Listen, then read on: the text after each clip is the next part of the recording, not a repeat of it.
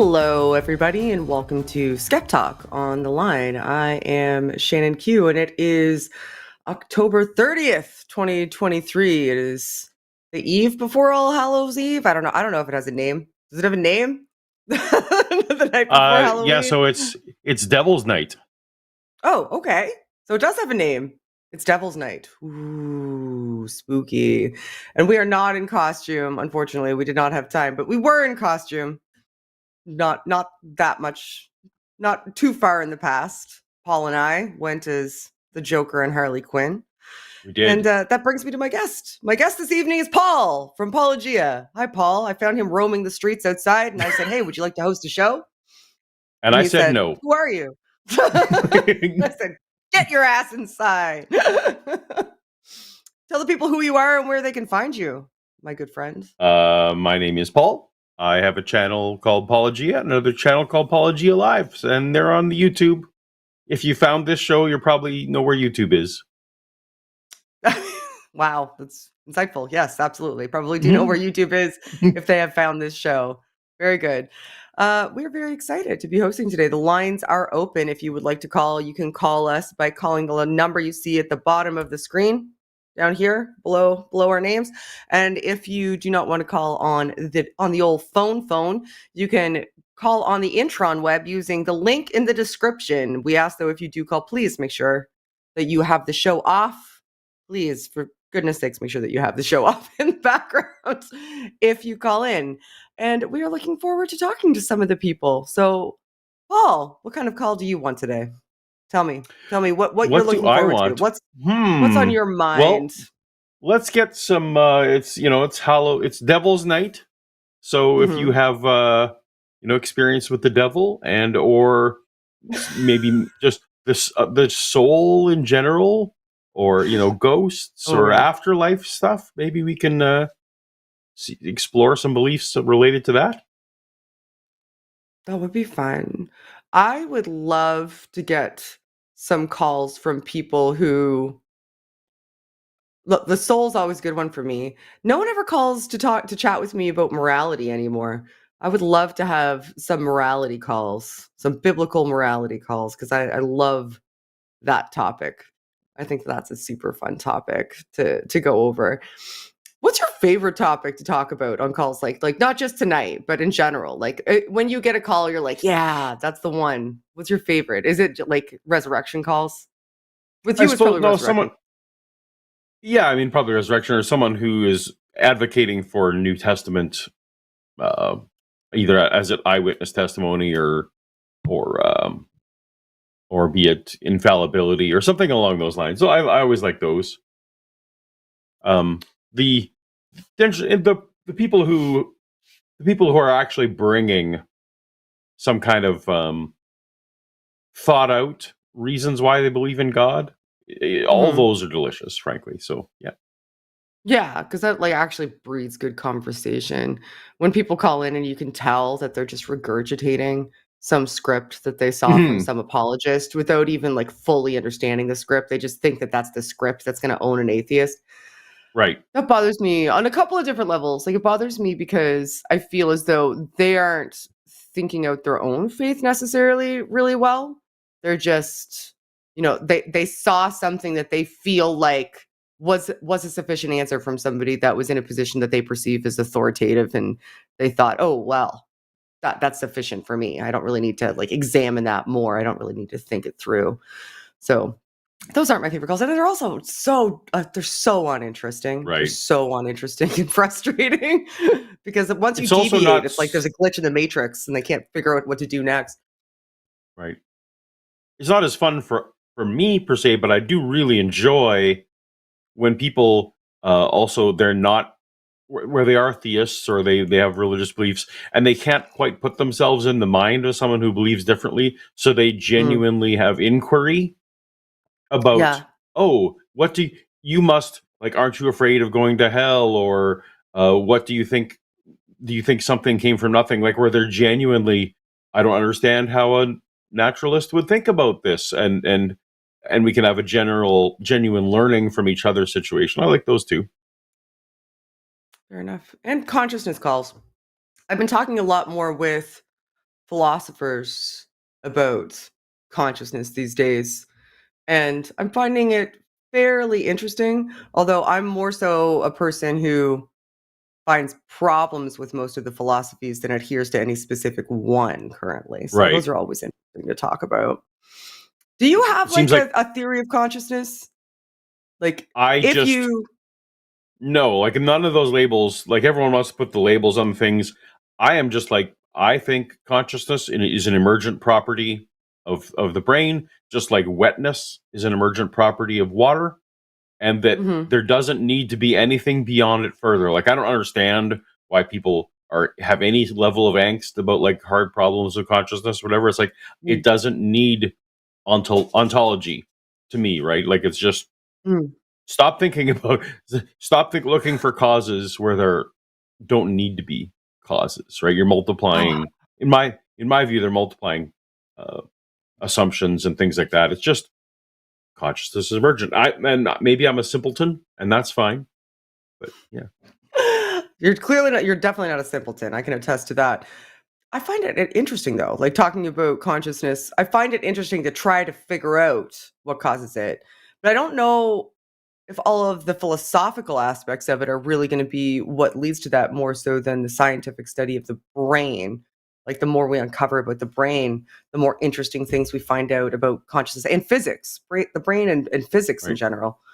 I think the more we study that, the more we'll find out. I don't know that the philosophy of it is really going to be the what holds the answer. I see more problems with all existing philosophies of consciousness than I see solutions. I see the lines are filling up. I'm not done talking yet. We'll answer the phone soon, I promise. If you want to call, you should probably call soon. They're starting to fill up. Sorry, go.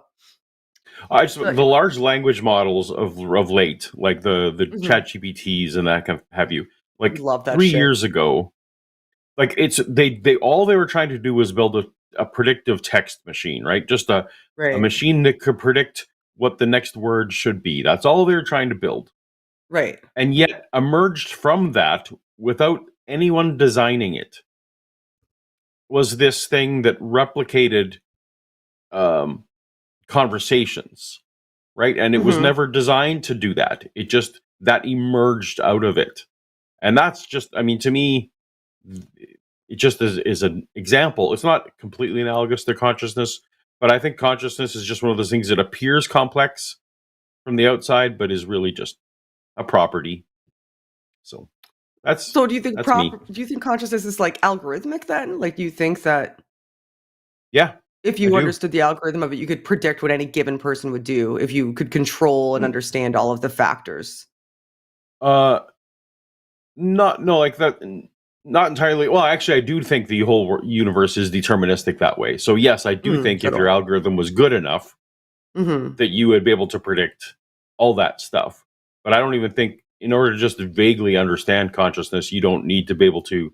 I don't think that's the level of what understanding people want, is that you can predict what everyone's thoughts are going to be. It's just people get angsty about, well, why is there a thing that it's like to be Paul? And I'm like, Mm. well, that's just a property. Like it doesn't need to have a why any more than like, why is my desk black or the sky blue? It's like, well, yeah, that's the property of how we engage with it. So I don't know. Maybe someone can Okay, call fair. and challenge me on why I should care more. Well, let's see who's called. I'm not even kidding. The first call's about consciousness, so we'll take the first. All right. We'll take the call about consciousness. We'll talk to Mary. Hi, Mary. You are on the line. What would you like to talk about today? Consciousness. Yeah, fun coincidence. and and I agree with everything Paul said, but so I don't understand the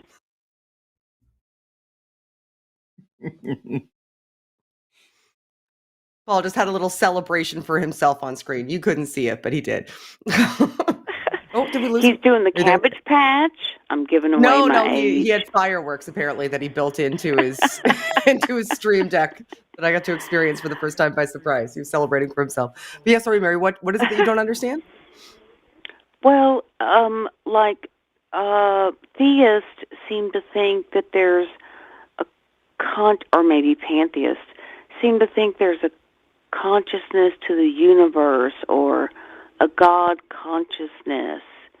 And to me, correct me if I'm wrong, to me the only thing consciousness is a brain state, whether one is meditating, sleeping, dozing, fully awake, on any medications or trippy drugs.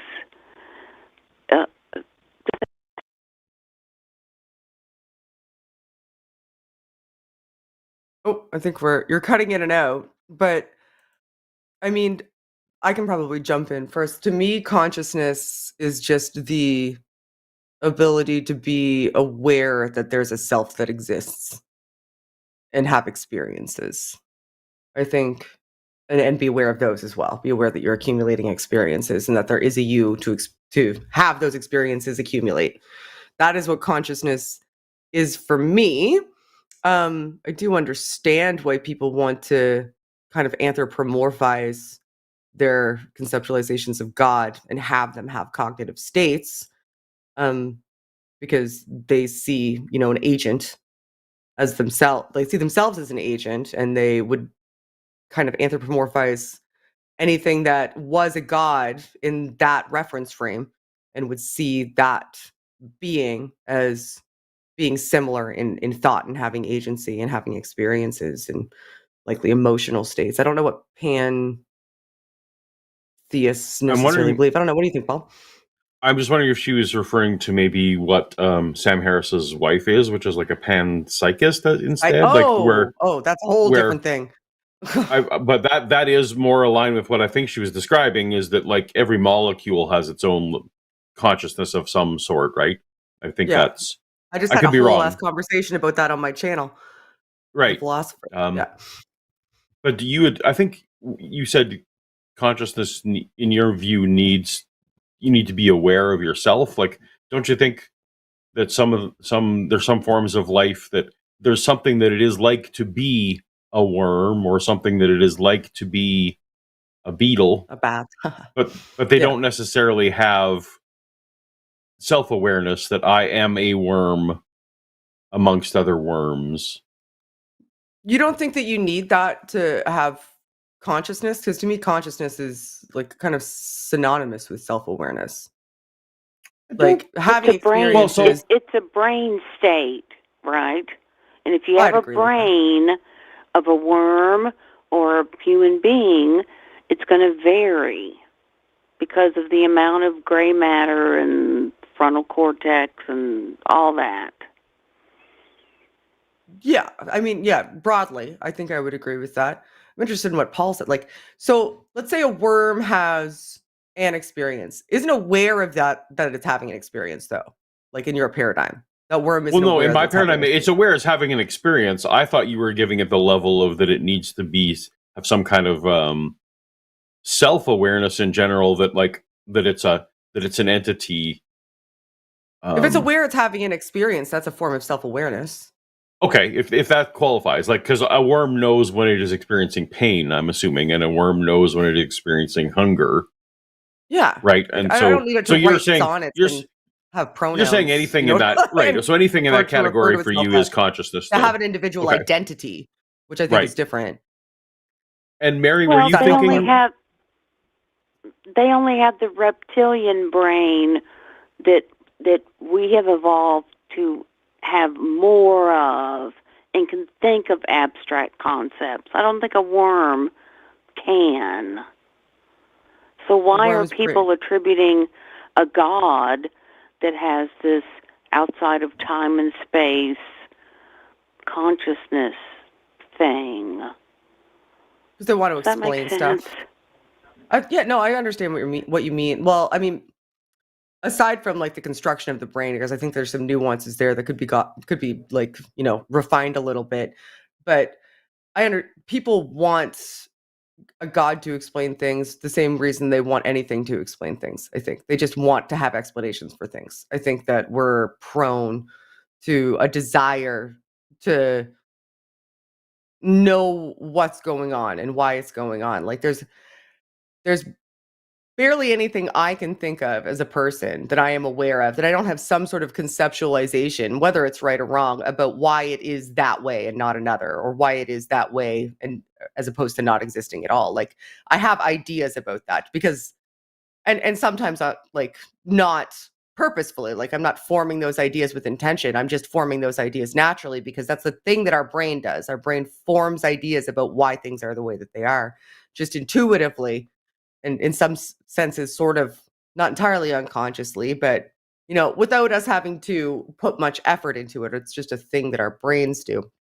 And if you're actively seeking answers to things and you see agency as something that can create, like can invent, then you might extrapolate that out and say, well, I know that things that I have seen be created were created by agents. Therefore, like, this seems complex. So an agent must have done it. And therefore now, good, bam, I have an explanation. That explains it for me. That feels better.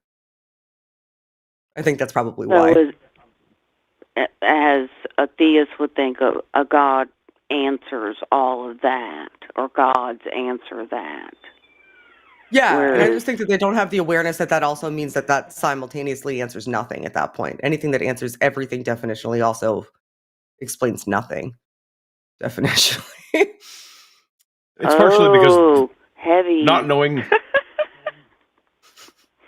an answer is always uncomfortable, right? So there's always a discomfort with admitting I don't know, or admitting to yourself you don't know something. So when you have a catch-all that's kind of like, oh, well, I don't have to suffer this I don't know, I'll just plug God there. That gives you your brain a little bit of at ease, right? So it's natural. Yeah, I think so. It gives you an answer that can't be falsified or proven or whatever. But I don't get the whole discussion of it. To me, if you don't have a brain, there's no consciousness, and I don't see an answer in that God explains all consciousness. Does that make sense? Yeah. Yeah. Okay. I've not seen an example of something that's conscious without a brain. We all agree. Yeah. No, it's fun. Fun to chat about, though.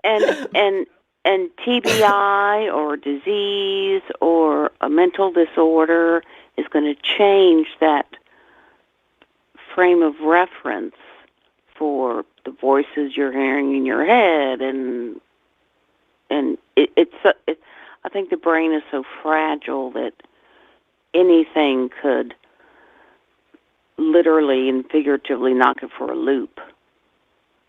Yeah, it is constantly molding it and influencing it. That's definitely the case. Even just having an experience molds and influences the function of the brain. Right. Yeah, I don't disagree with you. I think that we're more in agreement than we're not in agreement, but we do have other calls coming in, and I do have to take them because apparently that's what I'm supposed to do here. I enjoyed chatting though, Mary. Thank you for calling. I always love talking about consciousness, and hopefully you call back again sometime and we can chat again. And I hope you have a good day. All right. Thank you. Thanks, you Mary. too. Have a good night. Night. She was nice. I have to do announcements. I don't know why they let me do these because I'm awful at them.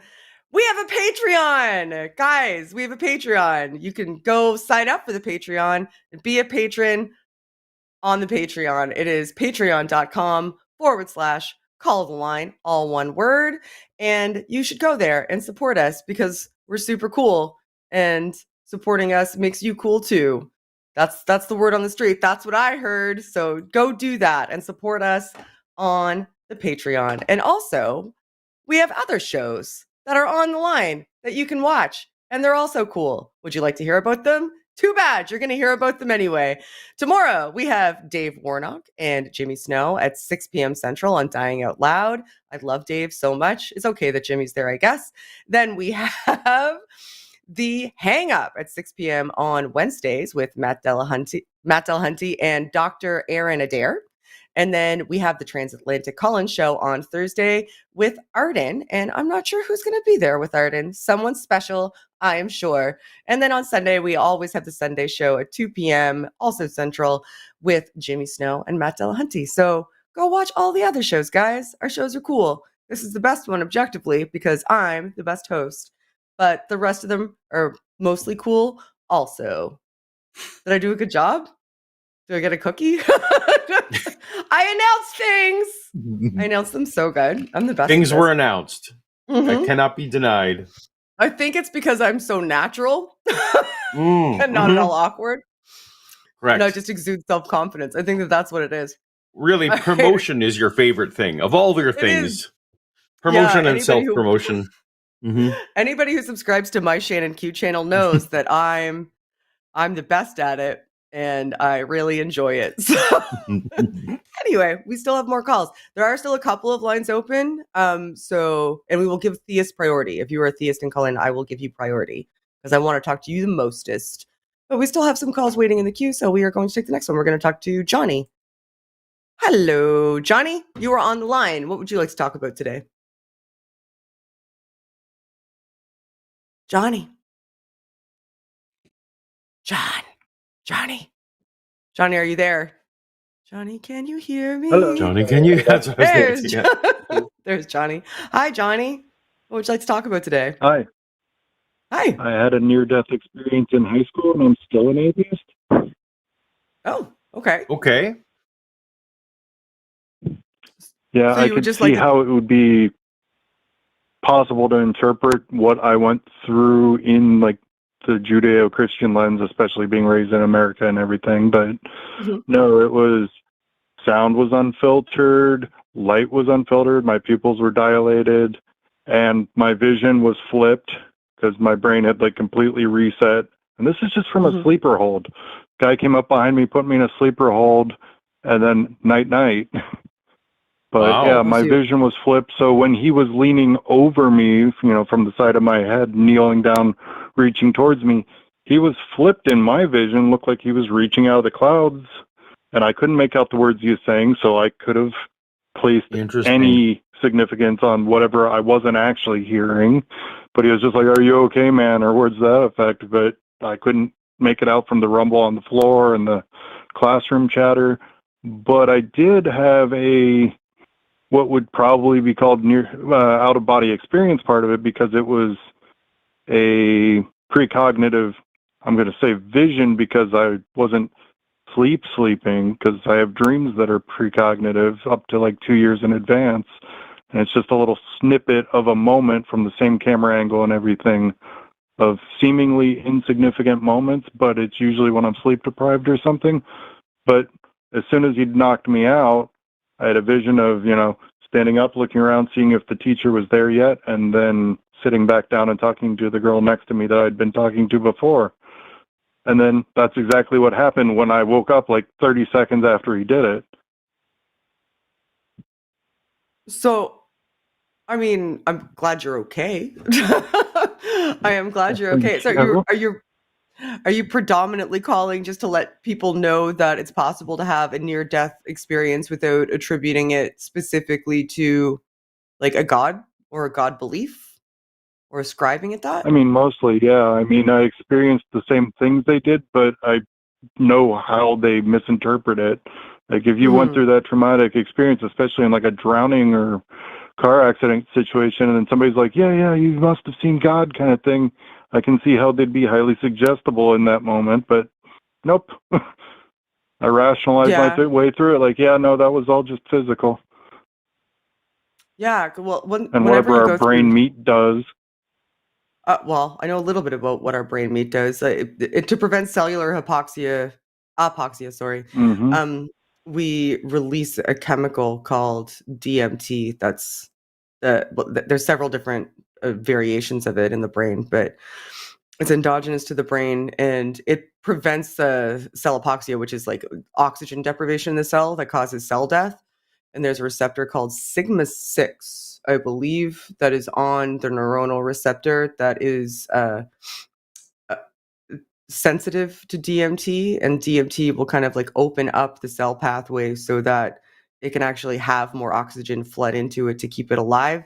But DMT is a mild hallucinogenic, and that mild hallucinogenic in your brain can cause you to have like visions or see things that with an increased intensity, or reactivate memories that are stored in nodes that have previously not been activated. And generally our frame of reference, which is why most people, when they have some sort of near-death experience, have a near-death experience with a vision that aligns, weirdly enough, with their pre-existing religious belief. It's because Imagine that. yeah, right, weird, right? Weird. So your brain is doing things to prevent itself from dying that can cause hallucinogenic experiences when you're in that state. That you can, in fact, recall to a certain degree. It's a little bit scrambled when you attempt to recall it, because any sort of recall involves a degree of reconstruction, which is demonstrably imperfect. But yeah, so I am glad you're okay. I'm sorry that your friend put you in a sleeper hold. Maybe I'm hoping that you didn't have that happen to you any more than just that one time. That No, you're it's okay just that after once. But yeah, like I guess the way he explained what had happened, he put me in it because he was betting that, well, it works. We'll go do it to him. And then he came up Oh. behind me. I didn't even know it was happening. And then he said he'd let go. I fell back. My head hit the heater, the angled kind of old school ones. So at least it was rounded. And then like I fell on the ground. My arms were crossed over my chest like I was in a casket. And then like suddenly my eyes shot open, snot shot out of my nose, and I sat up like the living dead. So that's the external experience that happened while I was going through it at dream speed on the inside. Well, goodness. Well, I'm glad you're okay, and I'm happy to hear somebody call with a near-death experience that isn't calling to tell me why that means I should believe in God, because it's not really a transmissible experience either. So thank you for calling in, Johnny. I appreciate having a little chat with you, but we do have some more callers to take, and there's some theists coming in. I promised I'd give them priority. So I hope you have a good rest of your day, and I hope you have a lovely rest of your week as well. Thank you. Thank you, and you guys should get an ottoman. Johnny? No. Oh my gosh, he's impossible. No. It's all right, Johnny. I'll talk to him. Thanks for trying. See you later. Bye. Not even an ottoman? I mean, come on. You could put your feet up on it. I can't even put stuff on an ottoman. Like, I could put the tray on the ottoman. Don't pretend you didn't hear me. I could put the tray on the ottoman instead of the couch. It's floor clutter. We have nice open floor place to do things. Yeah, we have a massive space with nothing in it. Yeah, and putting so we can use the space, and then we can't use the space. I don't know if I'm happy or mad at Johnny right now for bringing all this trauma back up. All right. We have a couple theists calling in, Paul. Are you ready to talk to some theists? Somebody's ready. We'll take them in the order in which they came. So we will talk to Gary first. Hi, Gary. You were on the line. What would you like to talk about today? Hello, Shannon. Hi. And Paul. So nice to talk with you both. You as well. I want to talk about the reason that this God belief is so pervasive throughout the world and time. Okay. I looked it up on the internet. Do you remember when they taught us in school in math class about the lowest common denominator? Indeed. Yeah. In division problems. So the lowest common denominator. Mm-hmm. I believe that this belief in an afterlife is spurred on by the physiology that we all share. We have no experience with non-existence. I don't think it's true that we will exist forever, but it seems reasonable from our experience that would be the case. I think that's I can understand why people believe it. I don't think that it's actually reasonable to think that without a physical body that you would continue to exist in the manner that you currently do. When you give it some more careful consideration, yes, I have come to that conclusion. I think that my days are numbered, but it's easy for me to understand why so many people. I looked up, I can't remember the exact phrase. I think it was, we have no experience with non-existence.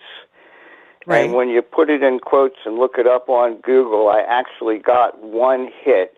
It's just not much of a discussion. I hear so many conversations. I've been listening to you and Paul and Mr. Dillahunty for 3 or 4 years now. Okay. And the conversations go on and on and on and on. And I never really know, is this person that's trying to defend his God position, does he believe that he's going to live forever, or does he believe that he is a finite creature? Most of them think that they're probably going to carry on in some way, shape, or form, especially if they're Christians. It's kind of baked into the pudding when it comes to Christianity. Like there's an afterlife is a component of that belief system, right? Yeah. Any Abrahamic religion, there's an afterlife component. The way I was raised, and I had that belief for a long, long time. Right. So you don't. I'm trying to suss out what it is. So you're, based on the call notes, you're a deist. So you're not like a Christian, or you're not an Abrahamic believer. You think that when you're gone, but you also think that one of the reasons that so many people adhere to religious belief is because an afterlife seems like something that's reasonable, like intuitively maybe, because they have no experience not existing, so they can't imagine themselves in a non-existent state. Yeah. Okay. I think it would be helpful for people in general to have this question posed to them. Do you think that you're going to live forever in paradise, or do you understand that you are a finite creature? I mean, I'm not sure that, generally speaking, is a helpful question to pose to people. Like, when you walk up to them on the streets. I think it's something existentially that people grapple with pretty regularly anyway. So people come to their own conclusions about their mortality. Anybody who's aware of their mortality is going to come to one of two conclusions, likely, is that they'll stop existing or they'll continue existing in some way, shape, or form. Like, there aren't any other viable options I can think of. Can you think of other viable options that aren't in my realm of awareness right now, Paul? Between those two? No. And I'm curious if we're all just another call where we're all nodding in agreement that fear of death has spawned some religions. I mean, absolutely, that's the case. Right. That seems trivially true. Mm-hmm. Okay, is there more to it, Gary? So I'm going to leave with this one last thought. Okay. When we get the call screening and they ask for preferred pronouns. Oh, I think that's important. Oh, but good. Okay. I thought that was going to go another way, and I was going to get upset. What I also think is important is that question about whether or not you think you're going to live forever. I personally would like to know what the caller's opinion is on that as I'm listening to them spout their stuff. Well, I mean, Gary, when we're talking to the callers, we tend to let them kind of lead with what they want to talk about, right? So you called to talk to us about this, for example. No, one sec. Let me finish for a sec, because I'm gonna prove a point here for a sec. So you called to talk to us about this subject matter. So we discussed this subject matter with you. Because you are a deist, I'm willing to bet that there's a lot of people who are in the chat right now who are like, oh man, Why aren't you challenging him on deism? I would like to see more of the callers challenged on their religious beliefs, because lots of people would like to see lots of different things. But when I'm having a conversation with somebody, I tend to have that conversation with them based on the parameters that they set out of respect for them. So I'm not going to interrupt a conversation that I'm having with somebody about the soul or about morality or about their religious belief or about their deconversion and interject just to ask them if they think that they're going to live forever or not, unless it's relevant to the conversation that we're having in that moment. Does that make sense? It makes perfect sense. Cool. So that's why I understand that it's interesting to you, and organically it may come up more often than not when we're talking about, things like heaven, for example, or the soul. But it's not always organically going to go in, and I understand that it is interesting, and I hear you there. But it's not always. I'm not always going to be able to acquiesce to that request, unfortunately, without it being very contrived. Yeah. But I Thanks appreciate for looking at it with me. Yeah, no problem, Gary. Thank you for calling in, and I hope you have a good rest of your day. See you later. Bye. Thank you. Bye. That would be, if we let the whole audience, pick all those things, we would have 100-question survey that every caller would need to take. I know.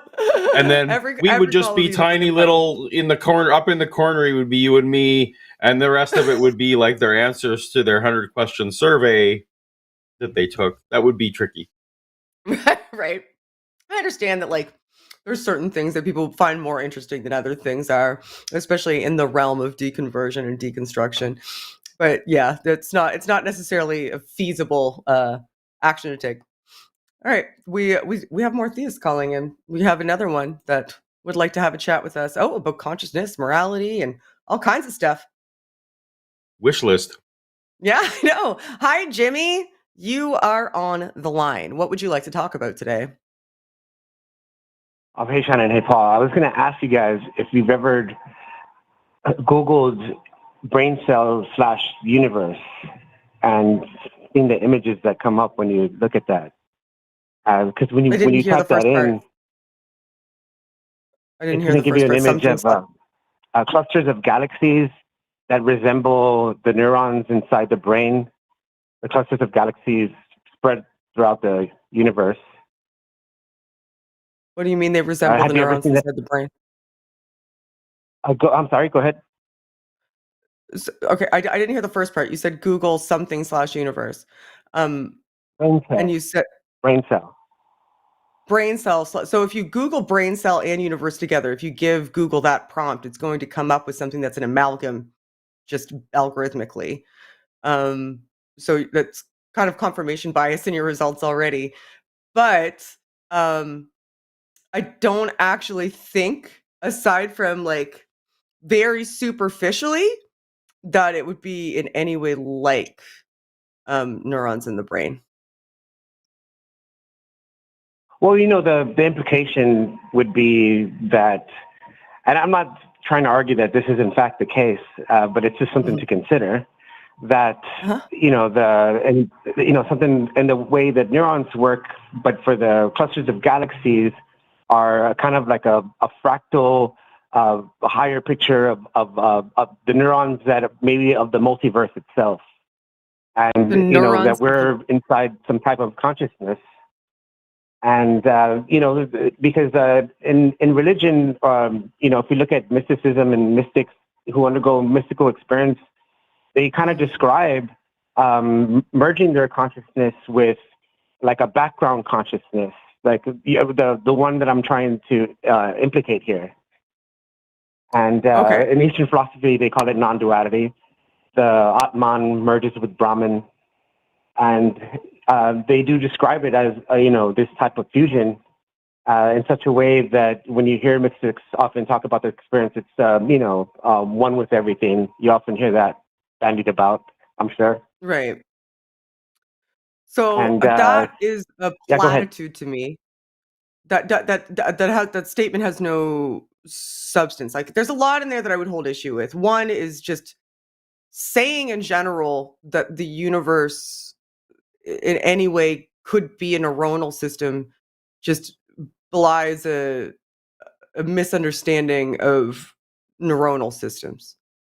because it doesn't function in the same way at all as a neuronal system. Like not even kind Well, of, I mean, not even kind of. I can I understand don't. how you would maybe look at the universe or even parts of the universe based on your Google search criteria and see something that maybe visually could map on, like if you're really looking for it and you're trying hard enough, but nothing else functionally about it makes sense at all.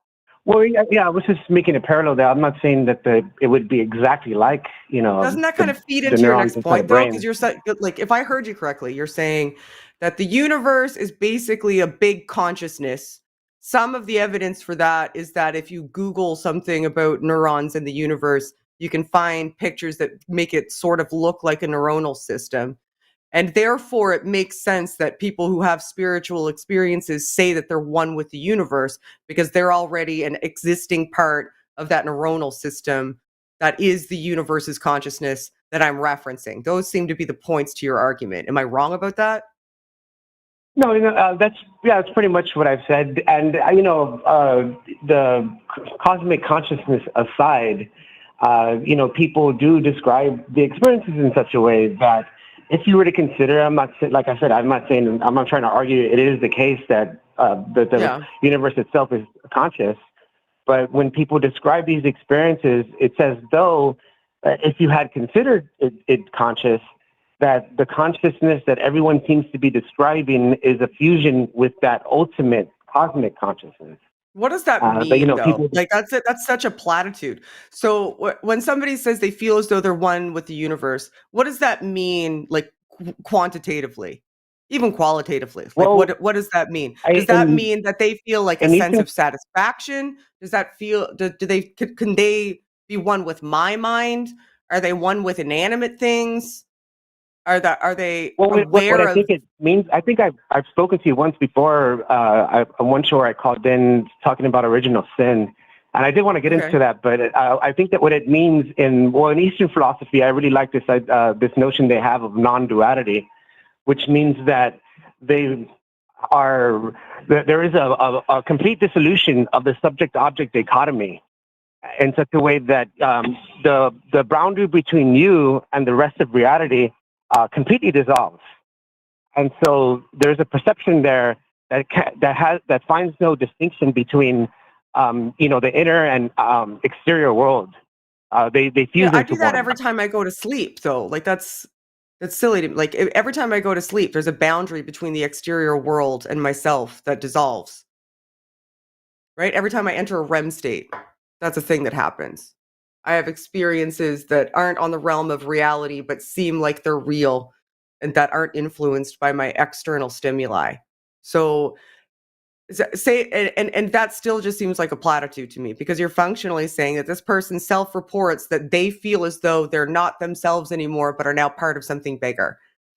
Now that could manifest itself in a multitude of different individual emotional states and cognitive states and mental states. None of them may even map onto each other. And then it's just self-report. Like there's no way to really say what that looks like or what that even means. It's just a thing that people could very easily say to me to reflect an experience that they're having. I would say the only difference is that when you fall asleep, it may be the case that this happens to you, but you won't remember it. Whereas in these, spiritual experiences, people can recall them. People can recall dreams. People can remember dreams. Yes, but I think dreams still operate within the subject-object duality, in that you feel like you're an entity roaming in an environment. You don't see that, you don't see those two as a unity. You still perceive them as separate. It's not necessarily true, and also it doesn't change the fact that what you're talking about, like this subject-object duality, like there's no viable way for a person to demonstrate that is the case. Like if they're becoming one with the universe in a fundamental way, that would have to mean that they were like everywhere simultaneously experiencing everything all at once. if they were one with the universe and you see the universe as some sort of conscious form, which means that once somebody goes into that state, they're no longer just having their own experience. They would have to be having a multitude of other experiences that belong to other people along with their own. Otherwise, it's an empty statement, right? It's an entirely empty statement. Like, what are they experiencing? Like, they're not experiencing my experiences when that happens, and I'm a part of the universe. They're certainly not one with me. That's one data point demonstrating that that's an inaccurate statement. Well, I think it's that, they don't, in that perception there, they don't identify with their own material body. They kind of see the entirety of the universe as their self. So in a way, they do see you included in that. They may not have your thoughts, your experiences, your memories, but you're not. I become them momentarily. Totally separate. Like, that's a super like self-referential way to say that the universe is, you're one with the universe, is to say that, well, I am now the universe. Jimmy, you keep saying they. Are these positions that you hold, or are you just trying to call in to explain things that you've heard other people say? Like, do you hold any of these positions that you're talking about? Yes. Okay. Well, not necessarily the one I mentioned in the beginning, but I do adhere to like panpsychism, things like that. That are related. You were just using the third person on this all the time, so I was worried that you were just hypothetically talking on behalf of others. So when you said they experience, you actually mean when you experience these things? So these are feelings that you have? And so, so we can ask you questions about them personally? What I meant by they is I think anyone who undergoes something like a spiritual or mystical experience, that's what I meant by they. So you're speaking on behalf. So you've never even had this experience. You've heard. So this is second, third, fourth hand recounting. I've had it. I've had it. I just don't think it's an exclusive experience to myself. I think even you could have it. I don't think you have, but I think it's a potential that you could explore. I can have all kinds of different cognitive states. I don't think that I would attribute them to the same thing that you do. I think that you can put yourself in a meditative state. Maybe not. But I think it would open your mind to other possibilities. Nevertheless, I mean, my mind's pretty open. It may not seem like it because I don't agree with you, but that doesn't mean I'm not open-minded. Well, the question is, what exactly is there to disagree with? I mean, I wasn't trying to make the point that the universe is in fact conscious. Which point did you disagree with? Then what did you call for? I'm curious. So you don't think the universe is itself conscious, right? You don't think that? Could you repeat that one more time? I'm sorry, I didn't hear it. So what did you call for then? So you don't think the universe is conscious. You didn't call for that. You called to talk about it, even though it's not what you think. Oh yeah, well, I mean, okay, you've heard of. I think I've mentioned this to you before when you're on Non Sequitur once, but we're talking about the original sin, and I said, if you consider the mystic who enters the contemplative state where they perceive everything as one, then as long as the only way the sin comes in, I called it the original division, because if you perceive yourself separate from someone else, then that gives you permission to commit sin. You could steal from them, you could murder them, you could rape them. But if you see everything as one, then that sin doesn't come to play. That when you don't have that division and you see all as one, then you have a love and unity in that regard. And sin doesn't play a role. What if I want to hurt myself? What then? What if I see everything as one and I want to hurt myself? What if I'm self-destructive? Then what? Well, what do you mean by hurt yourself? Well, if you're saying that sin comes in because we see ourselves as separate, which I'm assuming you're attempting to make an argument that means that we can disassociate ourselves from other people because and feel as though what we do to them doesn't affect us, so we don't have to care. Is that kind of what you're saying? Yeah, and if we see ourselves all I heard as yourself. one. Maybe you were talking about. Yeah, but if we see ourselves, suicide. so I'm hearing that then. That's right. So that means it would follow then that if we see ourselves all as one, what you're saying is intuitively, that would mean that we wouldn't, our sense of self-preservation would kick in, and we wouldn't harm other people because we would see them as an extension of ourselves.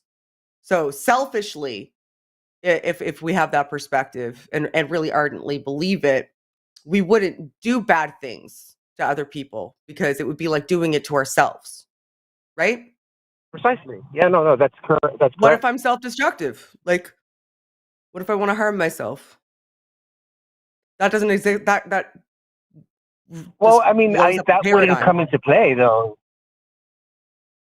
Why? I would just be intrinsically happy, just definitionally, if I hold your beliefs. Like it would just augment my mental state such something that, you know, well, I don't think it's necessarily something you arrive by belief. It's a direct experience. I directly experience that I'm one with everyone else in the universe and every other thing in the universe, which is its self-consciousness. Direct experience would tell me that. Yes, I think that's what a mystical experience involves. How does direct experience tell me that? I don't think it's permanent, but I think it's a temporary phenomenon. How does direct experience tell me that? You said direct experience will tell me that. So how? Describe how direct experience tells me that me and Paul and you are the same thing, and that the universe itself is also us and we are it. I think that's what a mystical experience implies. When you undergo this phenomenon, it's not as though perception stays permanently there. It's something that you glimpse temporarily, but when you return to the baseline of consciousness, come to that intuitively through direct experience. But now you're shifting the bar. You're saying, well, you have to have this very special kind of mystical experience, which you yourself just told me not that long ago that you don't think I have had. So that I have not had a direct experience, which is you're telling me direct experience is how I would know. And now you're shifting the bar and saying you need to have this specific type of mystical experience, which you yourself said that I didn't have. So that seems to negate your position. But that's not to say that you can't have one. It's just simply that you haven't had one yet. So a certain subset of people who have had a very special kind of experience believe this thing. Therefore, I should? No. I mean, you could come to your own conclusions about it, but I think you should, before you do, I think have the phenomenon first and then decide on how you want to interpret it. Why would I, like... you're telling me that I need to... Go ahead, Paul. Go ahead. I've talked a lot. You're pitching an interpretation for an experience we haven't had, so that's fine. I have had lots of experiences that I think were spiritual. But here's the thing. Does this mystical experience you're talking about give us any new information or lead to any different conclusion than where Shannon and I are merely operating in a world where we are empathetic? We have empathy for people because we know how we would like to be treated and what might be good for us. And so we can imagine ourselves in that situation and treat people with general empathy, right? That's a social species, evolutionary trait, right? So what does the mystical experience bring to the table that we need that isn't already explained with empathy? Okay, I've heard this, and I've heard it like, I've heard atheists quote things like, well, I'm good without God, and I think the difference between that and mystics who undergo this phenomenon is what they glimpse, and I've had it myself, is what in Christianity it's referred to as agape, meaning infinite unconditional love. This is beyond general empathy for other people. Okay, but describe that then. Describe the difference between maximal empathy and agape. Okay, I What's think the gap? With empathy, I think you're right that generally, people will look out for one another. They, they'll make sure, maybe not every single person. Maybe there's some people who are psychotic that might lack that, but by and large, most people have that general empathy.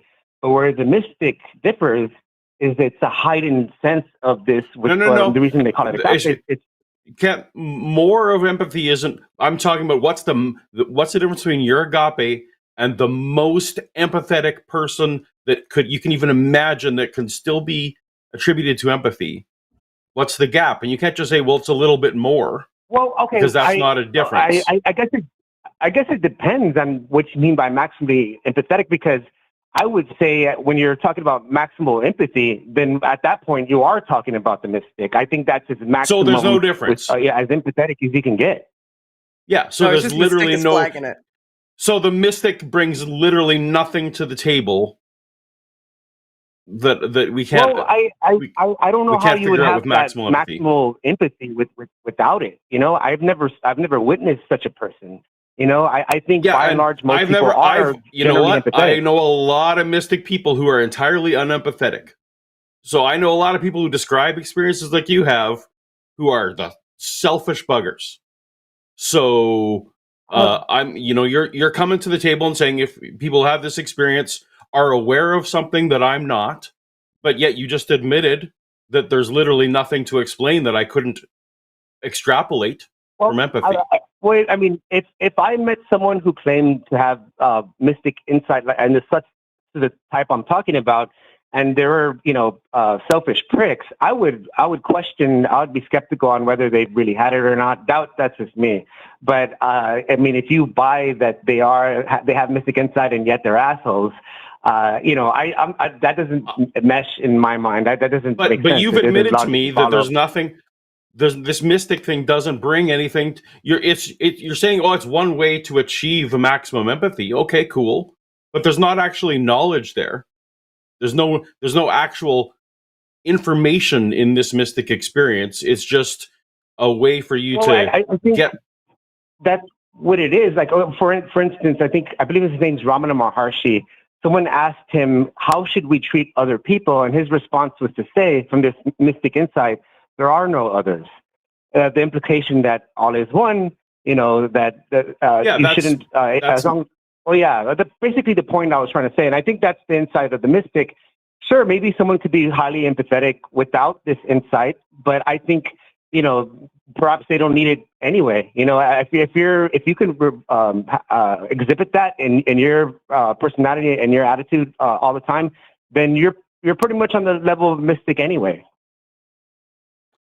It always makes me crazy when people just say, well, if you can come to the insights I'm saying you can only come to by experiencing or believing in my religion and having the experiences that I'm talking about. If you can come to those without it, then that just means that you're my religion anyway. Then you're just borrowing from my religion for your worldview. I've heard that so many times. That's kind of an insulting thing to say, though, Jimmy. I don't believe in one particular religion. I adhere to the perennial philosophy that says your spiritual perspective, then, whatever. My spiritual journey, my spiritual perspective, whatever you would call it for yourself.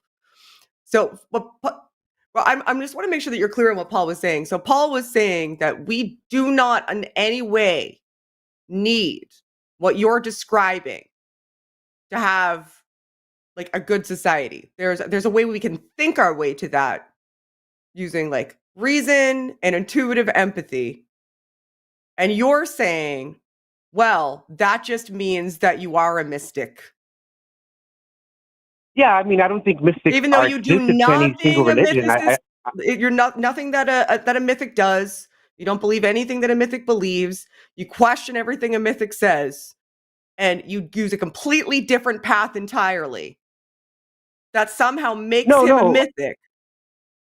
I would classify people like Christ if he did it. I know some people don't believe he existed, but if he did, he's definitely a mystic.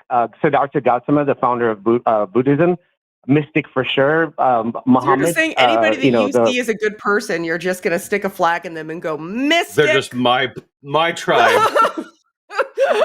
And anybody I people think who is good. Boom, mystic. And the people who advocate the same ideas I advocate, but I don't like how they behave. I don't think that's the case. That's what you just. But you admitted that people can have the same.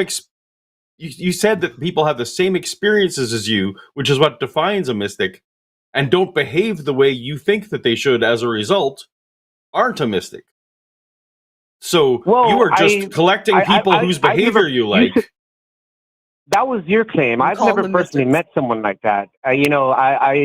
Because like I would, if you want to refer to me someone like that, then I would love to speak to them. I would love to pick their mind and see what's going on, to wonder why that is, because I've never met someone like that.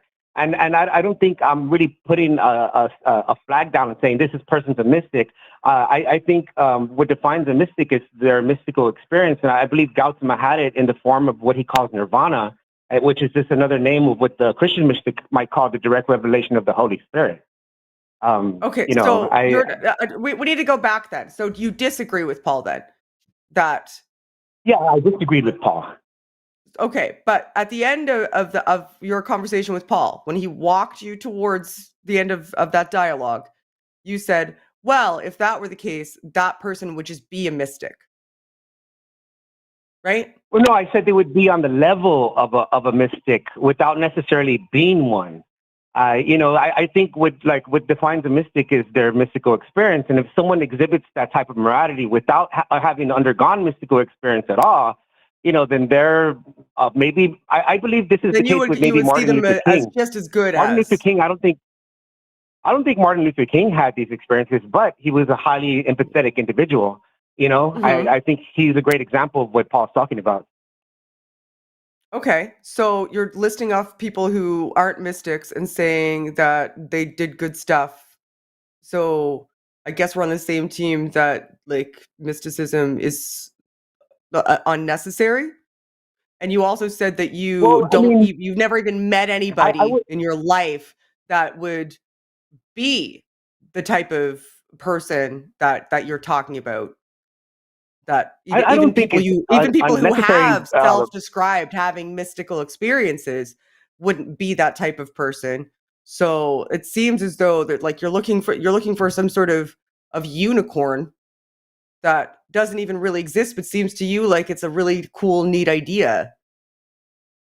Well, no, I think mystical experiences they can be concretely defined, and even in neuroscience, that's why they're studied. That with the things like psilocybin-induced mystical experience, which I've spoken to you about before on another episode, I think. So I think it's relevant in that regard, and it's being studied by neuroscience. I think studying this type of phenomenon will give us better insight into the nature of consciousness and the hard problem which Paul rejects. I think it'll answer questions in that type of thinking of, whether you're thinking about the hard problem or what does purple smell like? We'll solve that one too. Yeah, I'm fine if you guys want to move on and take the next caller. I really appreciate the discussion. Yeah, we do. We have a few more. But it was interesting to talk to you again, Jimmy, and thank you for calling in. And I hope you have a good rest to meet of your you. day. Thanks. Bye. Yeah, thank you, Shannon. Thank you, Paul. I'll definitely call again. Appreciate it. All right. See you later. Thanks, Jimmy. Bye. I wonder if he actually heard what you were saying. It's so funny. It seemed like there was like a power shift. Maybe I'm the problem. Oh, we have. That is the way a lot of us are in conversations that we don't. We have our own that we're thinking about what we want to say next. Yeah. Anyway. No, true, totally true. All right. So I promised they would get priority. I'm keeping my promise. I am going to bring Theo up. Hi, Theo. You were on the line. What would you like to talk about today? Hello, Shannon. Thanks for having me. And I hope that you guys are well and blessed and, come to know the Lord, accept that Jesus Christ is your Savior. One of those today's the day, maybe. Yeah. Maybe. Here's your chance. See if he works through you. Yeah. I'll get ready. All right, I guess my question is that do you believe that you need a savior, I need a savior, that we are all sinners who need a savior, essentially?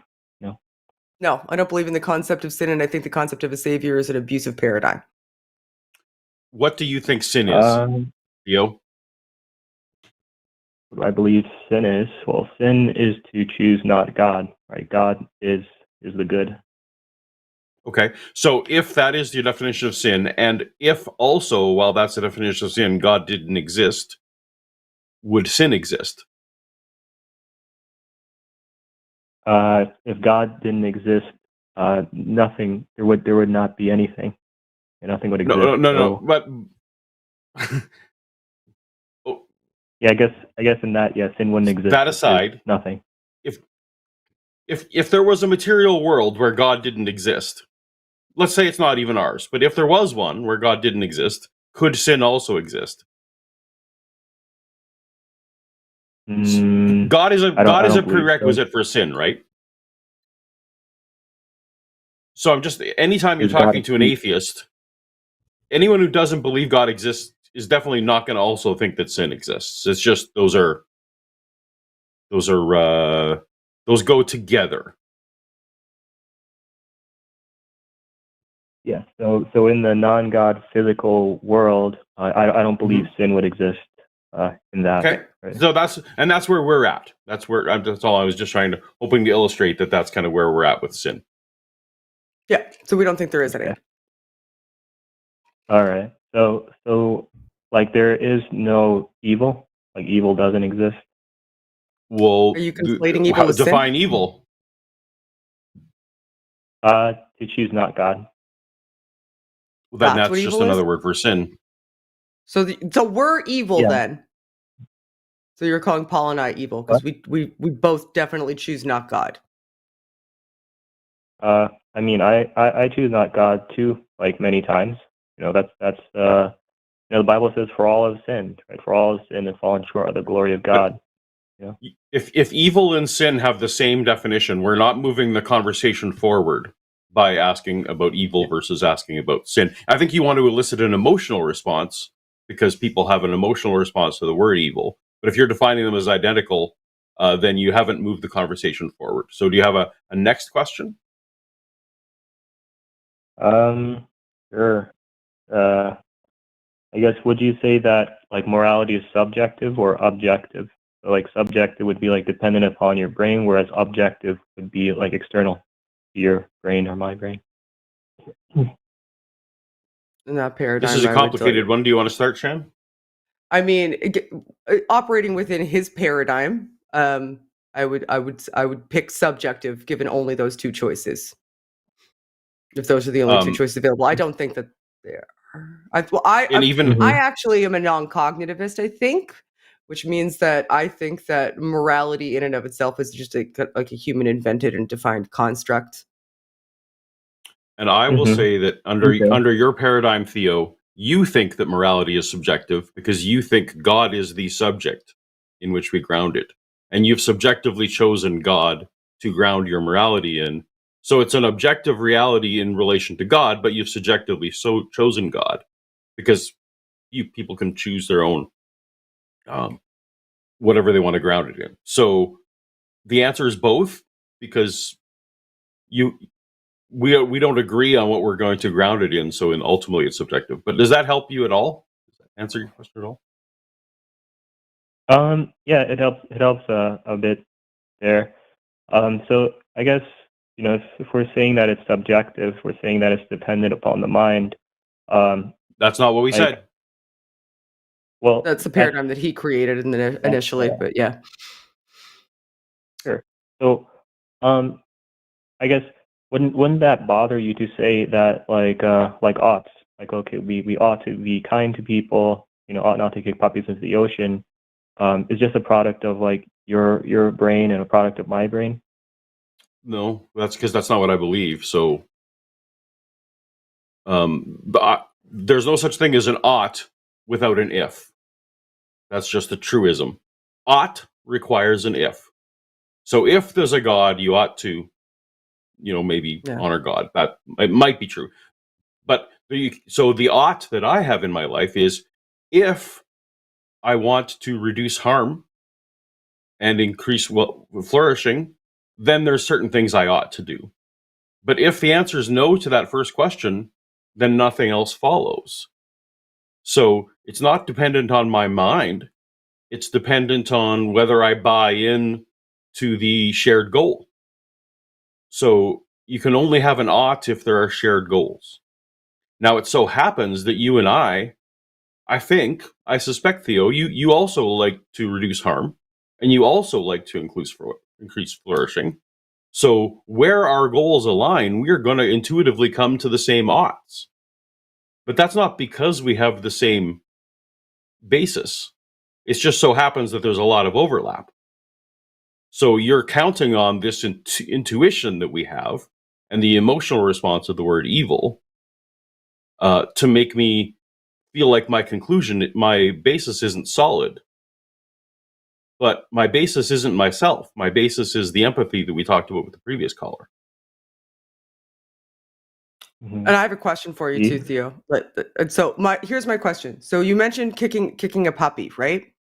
So let's just say, like in your morality, right? Why in your morality is kicking a puppy into a pond or whatever? Why is that wrong? Yeah, that's a good question. Yeah, so basically, God is the good, and He created the puppy, and He didn't create the puppy to be abused. He created it to be loved, cared for, treated right. And if we were to go against that, then we would be choosing not God, right? And that would be evil. So I heard two justifications for why you're not kicking puppies. One is that God doesn't want you to kick puppies because he made the puppies and He likes the puppies. And two is that if you do kick the puppy, God's going to be really mad.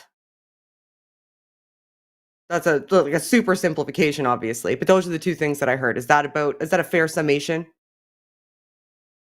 Well, I wouldn't just say God's going to be really mad. I mean, yes, He hates sin, but the reason is God is the good in His being, in His nature.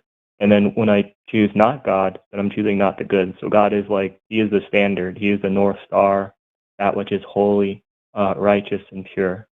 Okay, so your reason for doing good things is because you think God is good? Because he encapsulates good? That's why you do good things? God is the good. Yeah, because okay. I love God. Love God, love your neighbor, and love as yourself. Ooh. Okay, so that's your justification. That is, so you went into a different justification there, and I saw Paul's face tweak, and I get it, Paul. I know, but here's the thing, Theo. So your justification seems to come down to, I'm not going to do it because somebody said I shouldn't. Right? That's it. So it's a mandate. Yeah. I mean, you could look at it another way. God is good is not a justification for not kicking puppies or hurting people. I mean, you have to add something else there, right? You have to include something else. So, can you think of a justification that doesn't incorporate God that might be a better and more coherent and more succinct justification for not kicking puppies? Or if you take God out of the equation, is there then no justification to not kick the puppy? It's a question. So are you saying that if there is no God, then there is no justification that could be conceived of to not kick the puppy? Yeah, that's a good question. And so I thought of an example that might help. So I'll entertain it momentarily, but I want you to answer the question. Yeah. Let's say you're telling your son or children hey, I want you to do homework or clean up around the house or something. Yeah. It's well, ought they do that because the command is good, or ought they do that because like you and your being and in your nature wills the good for them, right? Like Nope. your nature and your essence, essentially. Well, so you're predicating this under the assumption that the parent themselves are good, for starters, which isn't going to be a consistent way to ground it. Okay. But also, no, like it seems as I think people lean towards parents because they see them as authority figures, and if they see somebody as an authority figure that is good, that like we conceptualize them as like generally good, then it's it's analogous, right? Because we see God as a father who's good and wants good for us, and that's why he's the ground of morality, because he wants good things for us, and parents would want good things for their kids. But when I tell my kid to do his homework, I'm not telling him to do his homework because arbitrary reasons, right? I'm telling him to do his homework because I can justify to him, and if I'm a good parent, that's what I would do, so that he would understand the reasons, right? I would say, hey, if you don't do your homework, you're going to get a bad grade. If you start getting bad grades, then you're going to have to work harder to get good grades. You may not get into a good school. You may not get the job that you want. This is you learning that you need to be able to, have some self-regulation and dedicate yourself to something so that you can see the fruits of your labors, and so that you can celebrate your own outcomes and be proud of yourself. Those are the justifications that I would give to him. Now, if I looked at him and I said, do your homework, and he said, why? And I said, because I'm your mom. That's trash. That's trash. He learns nothing there. It informs him of nothing. It gives him no substantive value or knowledge. It's just an authority saying, do this because I said so. And I could want the best for him, and I could know the justifications.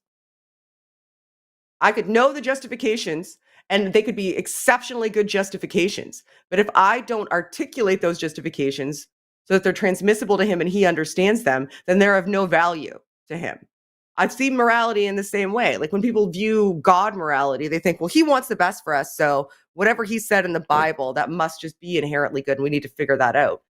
But what we don't realize is we actually work through and do that cognitive labor of figuring out what the justifications are. Like what Paul said is very true. It stands.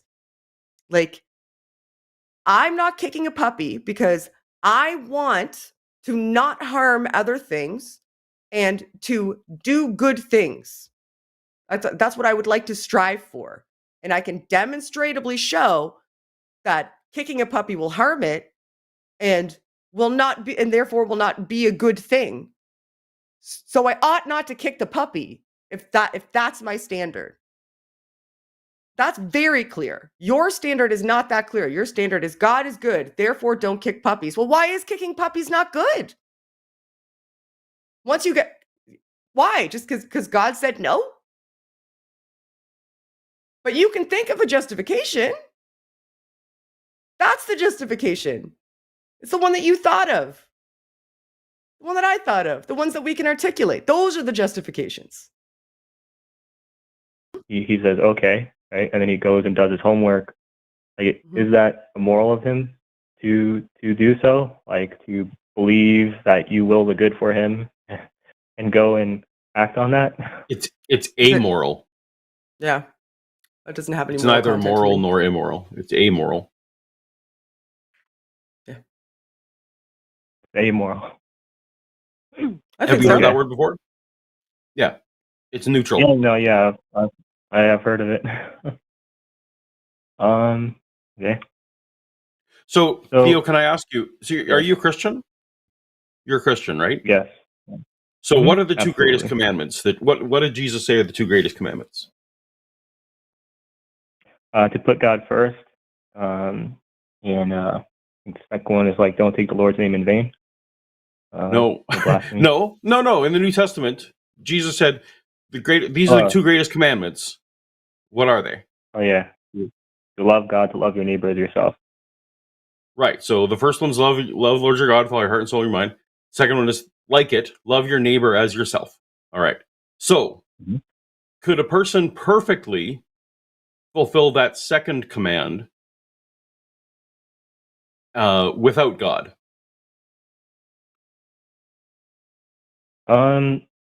No. Yeah, they could not. Let me rephrase the question. Could a personally always come up with what the right answer should be, even if they don't follow through? Could you come up with the right answer of how to treat other people for that second commandment without God? No. So you can't. I can't. Yeah. So you're saying that someone who doesn't believe in God can't love their neighbor as herself, or can't know how they want to be treated? Like, it feels like you would be able to come up with, even if you disbelieve God, you'd be able to know how you wanted to be treated. Does that seem reasonable? Yeah. Like, I would know how I want to be treated. But just because I know how I want to be treated, it doesn't mean that how I want to be treated is how everyone else ought to be treated. Some people want to be treated in some pretty weird ways. Like, you see. This is a problem. We won't get into that problem with Jesus, but Jesus said it, so we're going to go with it, right? Because you're all about what Jesus said. So I'm just trying to play in your sandbox. I agree, the golden rule's not that good, but we're going with it because Jesus said it was the second most important. Well, the thing, I mean, I guess what you're saying is to love God, to love your neighbor as yourself, and the Bible says that God is love. He who does not love does not know God. So love is not merely a product of like my finite brain or your brain. God is a being, right? Love is God. No, then you're talking about something that isn't. If humans can't achieve it, it's just off the table. It's off the table anyway, right? So I'm just talking about, we're grounding stuff in empathy. We're grounding morality of how humans interact with humans. So that second commandment, love your neighbor as yourself. If God doesn't exist, that first commandment just goes away, and the world is exactly the same. That's all. That's where I'm trying to hopefully get you to view that you're actually grounding how you treat other humans the same way that Shannon and I are grounding how we treat other humans. Now, you don't think that we treat God very well, and that's a different question. But the second part, how humans treat humans, we don't actually need God for. Yeah. So, like, what to evaluate? Yeah. Go ahead. So, like, what's the standard, like the right way to treat other humans? You treat them with empathy. You treat them the way, ideally. So I think the better version is you want to maximize flourishing and minimize suffering. And sometimes people don't know what minimizes their own suffering, and sometimes there's all the counter weird examples of, would you give your child medicine even though they want it? And like, there's all those things. But if you're ultimately just looking for love your neighbor as yourself, you would love your neighbor as yourself to maximize their flourishing and to reduce their suffering. That's okay. So that is a complete grounding of human to human relations, right? Mm-hmm. Okay. Yeah, it's way more satisfying. And who gets to define? Yeah, go ahead. I think it's way more satisfying too, because like when your ground for morality is basically like God said so, then you lose the ability for justification. And I think it can actually lead you more towards what I think are immoral behaviors. Because things that go against like your logical standards for, increased flourishing and decreased suffering, you start to have to do weird mental gymnastics to retain some of the stuff that's in the Bible. Whereas if you can set the Bible over here for a second, I think that you could probably agree with us that increasing human flourishing and decreasing suffering or preventing harm are, those are good standards, right? You wouldn't think those are bad standards. Like, would you think those are good standards? Yeah. Like I would think that they're good standards. Right. But I guess my kind of thoughts or questions would be like, who gets to define what is increasing flourishing and minimizing harm. That's the great deliberation. We could talk, because now we can have a conversation about that, though, right? That's right. Now we could actually get to the meat of the conversation, which is why I hate when talking about morality that we're talking about, like, well, God said, because there's no content in that for me. But if we want to have a nuanced discussion about what does increase flourishing and prevent harm or decrease suffering, then we can have like a really robust and informed, nuanced conversation about that using that framework. We can, without any of the impediment of, well, the Bible says, we could actually just kind of focus in on, okay, these are the standards. These are good standards. These standards make sense. I don't disagree with the standards. Okay, well, now let's figure out, like, given different contextual circumstances, how we would enact and adhere to those standards that we've agreed upon. That can get us from the standard to the ought. That's where the cool stuff is. That's where the important stuff is. But we spend so much time talking about, yeah, well, what are you grounding your morality in? And I'm saying, well, these things that make sense to everybody and everybody seems to agree on, and other people are saying, yeah, but without God, you don't even get to have those standards. You're just borrowing from Christianity. And I'm like, well,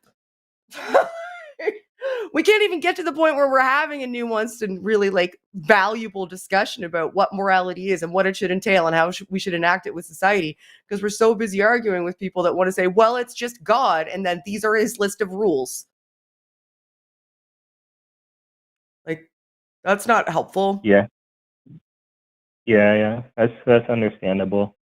But yeah, like, okay. So I guess let's see. So maximizing human well-being, minimizing suffering, and not necessarily humans. Some people would expand it beyond humans, but go ahead. Yeah, true. Yeah, also yeah. We're gonna save those puppies. No more kicking puppies. No kicking puppies. Yeah, we care about the puppies. So I guess who would kind of define like maximizing human well-being? So would you define it? Would I define it? Would we take a vote? We would debate with everybody on Earth. We wouldn't take a vote, but we would present arguments, and we would perhaps you have information that I don't have about the effect. Like, let's say I'm doing a certain behavior and I don't realize that it's hurting someone, but you have more information that you know that it is. So then that we all would come together and to constantly, continually learn and refine the things that we would do. It's not about a command structure. There's no top down here, because we're all agreeing to the goal, so we can objectively point to the goal and say, well, look, Paul, you're doing a thing that is causing harm. Did you realize it? And I'm like, oh my goodness, I didn't realize it, but now I do. So now I get my behavior a little bit better, and we keep going. And we as a species learn that, oh, maybe something we're doing is hurting. You know, it's how we as a society get better. That's why some people kind of lazily say, well, we learned it as society or that kind of thing. That's just a shorthand for saying we figure it out as we go. Yeah. And I think ultimately there's a logical entailment aspect to it, like more succinctly. Like if you already have those standards and agree upon those standards, which I think we kind of do as a society, like when we're going through deliberations about, how things should be and how we should act, and making laws and making rules and figuring out how we interact, even just in social situations with social groups and peers and family members. Like, these are the types of things that are in the back of our mind. Like, am I hurting them? And do I like that? I don't want to do that. So I'm going to act in a way that doesn't do that. And do I want them to be happy? Yes, I do. I'm going to act in a way that makes them happy. That's just something that we do. And there's demonstrated ways that we can achieve those things. So like, once you know what the goal is, and we already agreed upon it, I think, then you can take up any individual piece of human behavior and compare it against that goal. And it's just like I said, it's a logical entailment. You can just say, okay, well, this is your goal. You did this. Did that achieve this goal? Yes, no. no, okay, well, we can all agree that that's objectively the case, that it didn't achieve this goal. What was it counter to the goal? Well, we can all objectively agree whether or not it was counter to the goal, and therefore it doesn't achieve the goal. That's not the type of behavior we would want if these are in fact our goals. It's not a person agreeing. It's not like, the great morality guru comes and says, well, I think that we should blah, blah, blah. That's or a command. not the way that blah, would blah, work. blah. Yeah. Yeah. It's kind of a reversion back to the type of moral system that we actually don't agree with. It's outcome driven. So, I guess it's the outcome that decides what's moral, as opposed to any actor. Yeah, the outcome. All right. And then are there like things that we would hold to being good today that could be wrong, or found to be wrong, or believed to be wrong in the future? If we have new information, I think so. Yeah, I think that we're constantly growing as a society. Yeah, I think that's where that was what I was trying to get at with my previous statement, was that sometimes we learn more as we go along, that we're actually, certain things are causing harms, we weren't aware of them, right? So, yeah. Well, we don't go crusading anymore. So, do you believe like society is constantly growing in like a better direction, or do you think that we're like constantly growing in like a worse direction? They go up and down. Also, yeah, there's no unified society. Like if you're talking about a global scale, there's no unified. It's all over the map, right? So I don't know how to answer it. But also, you're actually bringing in language like good and bad. And that actually doesn't specifically have meaning unless you're saying that good is our actions that better achieve our goals, and that bads are actions that are detrimental to our goals, and that naturally that's a spectrum. It's not like it's 51% automatically this is a good behavior or bad behavior. Like everything's on a spectrum, and unfortunately sometimes things are a compromise. So you do the best you can with resources, even if you can see that, if with unlimited resources a better answer would be something else. So these are all spectrum nuances. Yeah. Makes sense. Yeah, and I guess would you say like it's better, like life is more meaningful if we live for God, if we like love Him and birth and things like that? We both used to live for God, and I can objectively say that life is better on the other side. Amen, sister. I can subjectively say for myself. Yeah. Wow, life like opened up drastically for me when I stopped. Like once I was unencumbered by all of that stuff and trying to figure out how it incorporated into the reality around me, and how and tried to view the world through that tinted lens. Oh my gosh, it was freeing. It was like I was swimming holding a rock. And then one day I realized I can just let this rock go. And I did. And I was like, whoa, okay, wow, that's so much easier. I can actually enjoy my time in the water now. This isn't a constant struggle. Holy whoa, that's amazing. Whew, what a relief. Gosh, life's so much better. Wow. And I'm a better person too. Like, just and your mileage may vary, because my experience wasn't an immediate better. My immediate, like my first few years afterwards were much worse, because I was struggling with lots of different things. But so it's our experience. Any person's individual experience of it, fortunately, doesn't affect the truth of whether God exists. That's just our emotional reaction to what happens. Yeah, and his girlfriend's a nightmare. You should meet her. She's an absolute disaster. Yeah, that's fair.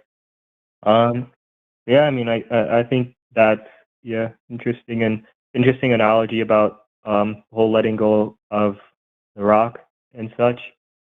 I thought that rock was super important, and that I had to carry it with me everywhere. Then I realized, no, I don't. Yeah. Yeah.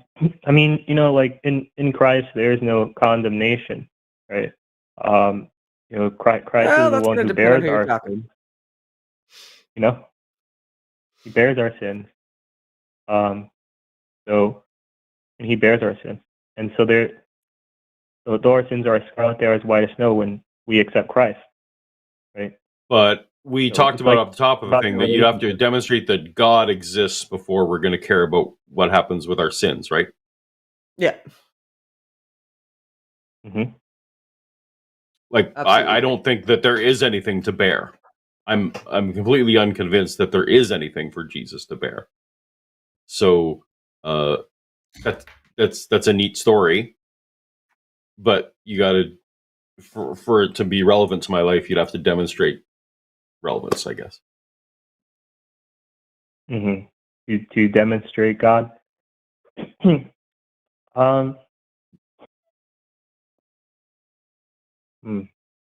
or I think he could. I think the That'd be cool existence of too. good. If God wanted to demonstrate himself, that'd be cool too. Mm-hmm. Yeah, That would be like super cool. I Do it right believe now. God has revealed to you and revealed to me that He is good. There is good, and the rejection of this good is evil. So hold on. You believe that he's done that for me. So you know my thoughts and experiences better than I know my thoughts and experiences? Well, I just I know what the Bible teaches, and I also have a relationship with God. So without God, because yeah, go ahead. Because of the authority of the book, you believe that you know your thoughts.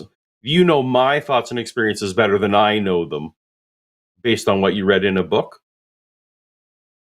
Well, not just based on what I read, but I guess God Himself is the precursor for knowledge. Like, in order for us to even be able to know things, would require the gift of God. No, I'm not letting you off this. You said that God has revealed him. You know that God has revealed himself to me. I know my thoughts and experiences. That's the only thing I can know in the world, whether God exists or not. All I can know is the content of my own thoughts. So the only thing I can be sure of in the world, you're saying you know better than me. No, I'm not saying that I know it better than you. I just know the one who has revealed himself to me, and based on his nature, we know that he is good, and then he also reveals to us that there's other beings made by him, made other humans are made in his image. So he writes his law in our heart, right? To love God, to love your neighbor. Do you think that I don't? Do you think that I don't know the contents of my own thoughts? Do I think that you do not know the contents of your own thought? Do you think that I'm unaware of my own thoughts? No, I do not think that you're unaware of your own thoughts. No, I do not think that. Okay, so how could God have sufficiently? So you can't know whether I'm lying. I grant that, but pretending I'm being honest. If Shannon and I say that God has not revealed himself to us, you insisting that he has is the most ridiculous thing you could possibly call up and say. You're calling up to say, I don't know the content of my own thoughts. No, I'm not saying that. You are saying that. We can all suppress, the truth of God's revelation, and Can I suppress it? You do. We all do. Can I suppress it to the extent that I? No. I can't suppress that. If I don't know what's in my thought, then it wasn't my thought, right? I don't have thoughts I'm unaware of. If we don't have access to the ontological good, the actual good, then no one can ever do anything bad, right? If you don't have access to God, you're changing the subject entirely. I can't do anything bad. That's irrelevant to what you just told me. You told me that I have been granted sufficient knowledge of God. Mm-hmm. Yeah, I mean, that you talk about morality, well-being, minimizing suffering shows that you have this relationship with God. You have this like desire to be good and be in alignment. No. You're totally changing the topic. Why are you constantly changing the topic? We're talking about whether God has sufficiently shown himself to me. You're insisting that he has. Mm-hmm. So therefore you know my thoughts better than I do, because in my experience, God has not sufficiently shown himself to me. I know what all my thoughts are. I can't suppress something. I can suppress a thought that I've had, but I'm just telling you that those thoughts haven't happened. those thoughts have not happened. Well, yeah. I mean, so either your book is wrong, or I don't know the content of my own thoughts. Like, which do you think it is? We all suppress the truth of God's revelation and unrighteousness to one degree or another. Because if we didn't, then we would all be perfect. You'd be a perfect person, I'd be a perfect person. Maybe if I try to explain it a different way, then we're going to have to let Shannon you go. Yeah. So, Theo, can you know something that you are unaware of? Can I know something that I'm unaware of? Yeah. I don't believe so. No, I don't really believe so. Right. Okay. So when God demonstrates himself to people, are they made aware of God? Yes. Mm-hmm. Okay. So you're saying that I won't even talk about Paul now, because I the same could go for me. So you're saying that I am aware of God, right? And I know he exists. Yes. Okay. Yes. That's what you're saying. Just want to make sure that we're very clear that you, Theo, are saying that I am aware of God and I know he exists. Mm-hmm. Yep. Okay. I am telling you that I am not aware of God and I do not know that he exists. So that leaves you with two choices, right, Theo? Choice one is that I am lying, because we've already established that you can't know something that you're unaware of, right? And that God would make me aware. So I'm saying I am unaware of this God. I don't know that he exists. So either I am telling you the truth or I'm lying. Those are your two choices, right? Those are the only two choices remaining. Yes. So am I telling you the truth, or am I actively lying to you?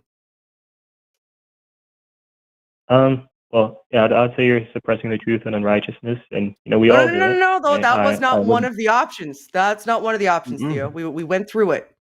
Am I telling you the truth when I say that I do not know God? He's not made me aware of his existence. Am I telling you the truth that is my experience? That is my mental state. That is what I know about myself. Or am I lying? Yeah, I'd say lying. Okay. So that's messed up. Your worldview is such that you think that anybody who doesn't believe like you in the same God that you believe in, or doesn't believe in a God at all, is walking around on earth, just millions, potentially billions of people lying about it. So in your paradigm that you've created, I know God exists.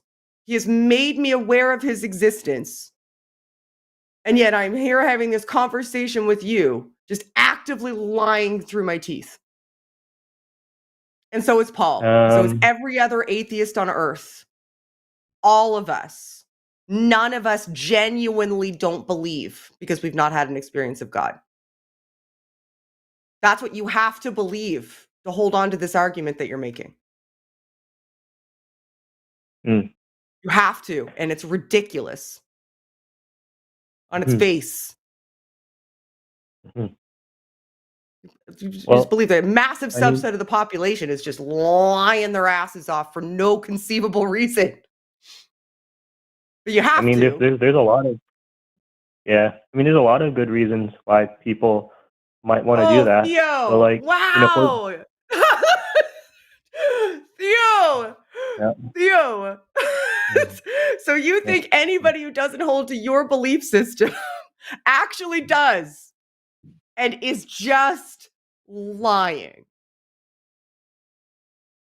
No, they're suppressing the truth and the righteousness. You've already they're suppressing committed that God yourself to that. has revealed. No, that's the same as lying, Theo. That's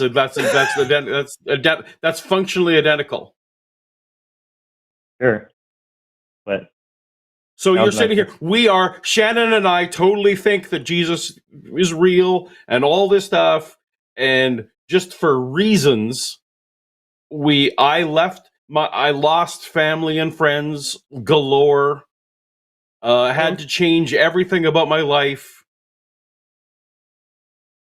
for I don't know what. Mm-hmm. Yeah. That's what you think. Well, we'll leave you with that. I want you to know. Listen back. Like I don't even want to go on any further because I would like you to ruminate on that. Actually, I really don't think that you believe that. I think that you've just maybe now in this moment come to the realization in this conversation through conversing with Paul and I that is what you are saying and what you would have to believe. And I want you to ruminate on that and maybe call back the next time Paul and I are on, and we will continue this conversation. I have enjoyed talking to you. You're somebody who's respectful to have a dialogue with. So I appreciate that about you. And thank you, Theo. We've already gone over time because you are so fascinating to talk to, Theo. So please ruminate on it. Listen back. Call us back the next time Paul and I are hosting. Look for us and call us back. Okay, Theo?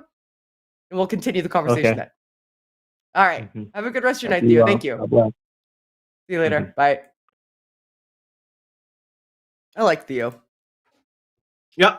Like I think he's like I've legit, been Theo. Yeah, I know. Like I see myself in him, right? Like I see myself wanting to save people. You know what I mean? Wanting them to share what I perceived as my joy in God, and not realizing like the stuff that was coming out of my mouth, like what the actual implications of it were. Right. Anywho, yeah. If you're still listening, Theo, I have a video called "Never Use Romans 1:20" on a non-believer. And I literally just had a stream on my channel about the divine hiddenness argument, which is kind of what we got into there without explicitly saying it. Yeah. Oh, bless his heart. Okay, cool. We have super chats. Thanks, guys, for the super chats. We like super chats. Oh, look, my bed's actually made today. You can see the bed. This is my office bed. For once, it's actually made. Usually the kid just flat out destroys it. It's like a tornado, I swear. I don't know how he does it. Okay, cool. Super chat, $20 from Michaela Thorne. Shannon, I used to get sleep paralysis nearly weekly and still get friends arguing that it is proof of the supernatural. Oh my goodness. Could you give me a psychologically informed answer for why sleep paralysis doesn't equal supernatural? Oh my gosh. I could have probably like a week and a half ago because I was reading stuff about it, and now it's all flown out of my head, and I don't want to give you a wrong answer that's going to get pulled apart on the spot. Shoot. But am I correct to say that there's a chemical there's a system that we have that keeps us from moving while we're sleeping? Well, yeah, that happens whenever we go into a REM cycle. Like when we go into like a deep set of sleep, we get a form of paralysis, and then when you go into sleep paralysis, you like that part of your system is still active. So you still have that form of paralysis that happens when you're in a deep sleep, but like your circadian rhythms, which help to operate your sleep-wake cycles, kind of go into like a weird flux state, and you are conscious, but your body can't yet move. So it's not supernatural. It's just it's like a misalignment of your. But I don't know the actual chemicals. Like that's not like the. But there's understood. But there's understood neurology. Oh, for sure. Yeah, and broader physiology. Right. It doesn't need. It doesn't even need a psychological answer so much. Like it has nothing to do with my mental well-being at all. On your chest or whatever the fuck. Yeah. Exactly. No, it's a physiological. Neurological system. So there you go. Yeah. And look Paul it up. See? You don't even need me here. Paul will answer all the psychology questions. Well, I don't know the answer either, but I know that there is one. And you helped me get there, though. You helped me get there a little bit more. I was reading about it the other week. $10 from Helen Lawson. Hi, Helen. How important is memory to evolving being self-aware? I'm thinking like the more memories you can keep, the more likely self-awareness will result from it. I don't know that memories are necessarily something that is in like a requirement to self-awareness, just broadly. Like if you ever read Mark Somm's book, which is on my shelf over there, I don't think I can reach it right now. Maybe it's not even on my shelf over there. But anyway, Mark Somm's book called The Hidden Spring talks about people who are encephalitic and they don't tend to live long. So studies in children, and they can still have emotional experiences and like the general sense of like self-awareness. But they wouldn't have the same sort of long-term memory formation that we do. And I also think that people who have like degenerative memory disorders, like things like Alzheimer's and other forms of dementia, still have a sense of self-awareness even when memories become disjointed and inaccessible. So I'm not sure how important memories are to a fruit fly that lives half a day has, self-awareness as well, right? Without long-term memories per se. Yeah, I would say that they're aware that they're having experiences. Yeah, say similar to what we talked to at the start of the show, where like I think that's probably when the super chat came in, but yeah. Yeah. Oh, probably that makes sense. Yeah. Okay. Yes. So there we go. Hopefully that was somewhat helpful. Thank you for the super chat. $10 from PhD Tony. I had a personal experience of God for decades until I worked out I was just deceiving myself. I should have started watching channels like this one much earlier in life. Oh, well, we're glad you're here now. Me too. We both have water because we're lame. But cheers. But I would say the same thing. I also wished I had been watching channels like this one decades before I did. So YouTube didn't exist, but yeah, we're ancient, the two of us. So there's that. Yeah, we had to read books like losers. And I don't even have a PhD. I am envious of that. Me either. Dr. Tony, $5 from Vincent King. Thank you, everybody who sent a super chat. Thank you. Did you hear the Nation Mystic Medium Con was closed due to unforeseen circumstances? I'll get my coat and coffee table. Go J yourself, Jimmy. What's J yourself? I think it's go Jimmy. Jimmy's trying to make his own name. I think he's trying to make his own name a verb, if I understand correctly. Oh, okay. Yeah, that's what's going on. That seems so it's go Jimmy in line yourself, with Jimmy. Everything I know about him as a person. So okay, yep, that checks out. Go Jimmy yourself, Jimmy. $50. Oh, thank you from Godfrey N. Thank you. That's very generous. Godfrey N. Good. SQ, I was in a discussion with an antinatalist who said that having children is selfish. I said everything we do is selfish to some degree, including not having children. Interesting. Psychologically, is it possible to do anything without some degree of selfishness? I had a whole conversation with Thomas Westbrook about this on his channel because we got into a drunk fight about how I don't think altruism exists. I don't think altruism exists.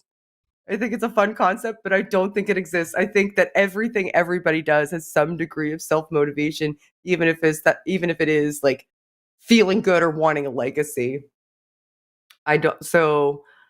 Yeah, I'm not sure if that's a satisfying answer. Paul, I think you're aligned with me on that too. I think we've had conversations. Oh, I'm completely aligned with you. And what solidified that for me was the Friends episode where Phoebe tries to do something altruistic for a whole day and just ends up can't, because every time she ends up just feeling good about things. Yeah.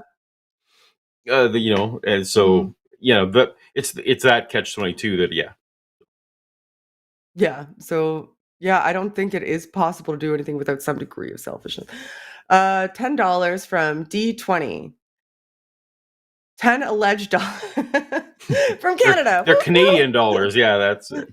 I've got a Canadian nickel here. It's worth I think this is actually worth negative money in the States. 10 alleged dollars for Shannon Q and Paula Gia, two amazing atheist activists that everyone should follow. Oh, thank you. That's very kind of you. A little heart shape for you. We appreciate you. I'm hoping that's a reference to Dungeons and Dragons. I mean, is it because the dice has 20 sides? Mm-hmm. Is that why it's called that? Okay. Yeah, because you roll different. So when we play Killer Bunnies, not we. Oh yes, we do play Killer Bunnies. Yes. When we play Killer Bunnies, so some of the dice are D20 and some are D16 and some are D12. That's just how you. Mm-hmm. That's the shorthand for a 12-sided dice, or yeah. Gotcha. Cool. You read this one. It's your turn. Tag, you're it. You go. Oh, another Australian $5 from PhD Tony. Thank you, Tony. Is this caller suggesting that all Christians have the same morality? If God exists, why would Christians not all have the same moral priorities? So I think I can't speak for the caller, Theo, but I mean, when I was a Christian, the answer that I would have given was that because of the fall, because we are not perfectly aligned with God, that we can't perfectly figure these things out. And the only things we can know for sure are the things that God has, God has legitimately said in his book. And the rest of us, the reason we don't all agree is because we're imperfect. And when we get to heaven, we will all just agree because we'll know more. I want to argue so much with everything you just said, but I'm just I'm not saying it's. I also could argue. I know you don't believe it now, but when you hear it, it's what I would have said. Yeah. I don't, when you hear, it's even worse when I hear myself say it, and I'm like, yeah, that's what I would have said. Duh. Yep. That's the type of person I sure was. Yep. $5 from Sonic Shroom. Don't treat people how you want to be treated. Treat them how they want to be treated. That generally, I think that's good, but I don't think that's always. It's not always so. Like, my Some children people want things that are bad for them. Right. So my children wanted to eat all their Halloween candy the first night. Yeah. Right. And so I think never go to work again. Right. So I think what I had expressed earlier was if you treat them in the way that is ultimately best for them in the long term, as best we can. We can't have full knowledge of that, of course, but the golden rule is there's. Go ahead. Sorry. I was just gonna say, I think in relationships, that's fairly decent advice, though, because you can have conceptualizations in a relationship of what you think the other person wants, but unless you communicate and understand how they want to be treated, like in a relationship, like a personal relationship, like friendship, like any relationship, like not just romantic, any relationship that you have, I think that's generally good advice because it leans more towards communication and finding out what that person needs as opposed to just getting frustrated because you're doing what you're. But sometimes your friend, so you may have a friend who's like substance abusive, right? And is it to give them everything that they would want? It would be wouldn't be necessarily the most loving way to treat them. Yeah, that's why I say not always. So, yeah, okay. It's as just like the golden rule. Advice generally. Yeah, no, it's not bad advice. That's why we're trying to go. It was with Theo. It was like, well, let's not worry about the corners. Let's talk about what Jesus painted. We're so used to having to be so pedantic because of the shit that we do. Right. Because we're constantly talking to people who are pulling apart every nuance of every syllable of every sentence that falls out of our mouth. And I think that you get like this like PTSD where like everything you look at, you have to like, well, what could be the flaws in this that I'm not pointing out that someone's going to find? Yeah. So actually I would agree with Sonic Shroom that he's made an improvement for sure. Mm-hmm. Yes. Because if I want to, my predilections may not be the other person's. So. Right. Your turn again. $10 from Monkey at the Typewriter. I love your values come from my religion. Yes, so delicious. Like y'all showed up on the shore and found a bunch of people not eating each other, and you're like, "Why didn't you know you weren't until I told you?" Yeah, yeah. That's funny. No way to figure this out. Yeah, people not eating each other. How did you guys? Why are you all still alive? Shouldn't you have killed each other ages ago? That's funny. That hurt my face a little. I like that. Well done, monkey. Good job. $5 from Sentient Tree. Shannon Coin. Raising kids with Santa belief, harmful or not? I don't think it's ultimately harmful. I wish I hadn't. Because I don't like. I mean, I understand why I did it. I've had big diatribes on this in the past. I think on this channel, even like around this time last year. I super wish I hadn't, because I was excited about him having like the cultural experience of it, and then didn't realize that I was basically going to have to lie to him for like over a decade of his life and like sustain a lie. And I didn't like that. It didn't sit well with me as time went on, that I was like kind of orchestrating a lie when everything else about my relationship with my son is something that is predicated entirely on openness and truth. But like this one big thing isn't. But do I think that he's going to end up, like on crack, rolling around in glass on the streets because of it? No, I don't think so. In the grand scheme of things, I don't think that it's like a traumatizing experience. I just kind of wish I hadn't. It's a micro harm. I do think it is a harm, but it's, I don't disagree. You never did it, but for different reasons, because Jesus would have hated it. For very different, but although no, for the same reason. The rationale in my family was that if you are lying if you find out that you've been lied out about Santa, you may then think that you've been lied to about Jesus. So it wasn't that Jesus didn't care one way or the other. There was this fear of slippery slope. Got you. That you would. You lied to me about one magic man. Why not lie to me about two magic man? Yeah. So let me not even talk about my family. That's why I didn't have my children believe in Santa, because I didn't want them to have any kind of moment in their life. Well, what else is Dad lying about? Right. Yeah, that's the part I don't like. But I mean, I'm pretty sure he'll be fine. Oh, and all the other kids will also be fine. So yeah, and I'm fine. Yeah. And generations of people are fine. Oh, sure. Yeah. I mean, am I fine? Not because of that. And all my problems don't stem from that. Define fine. That's right. Like that's way down here.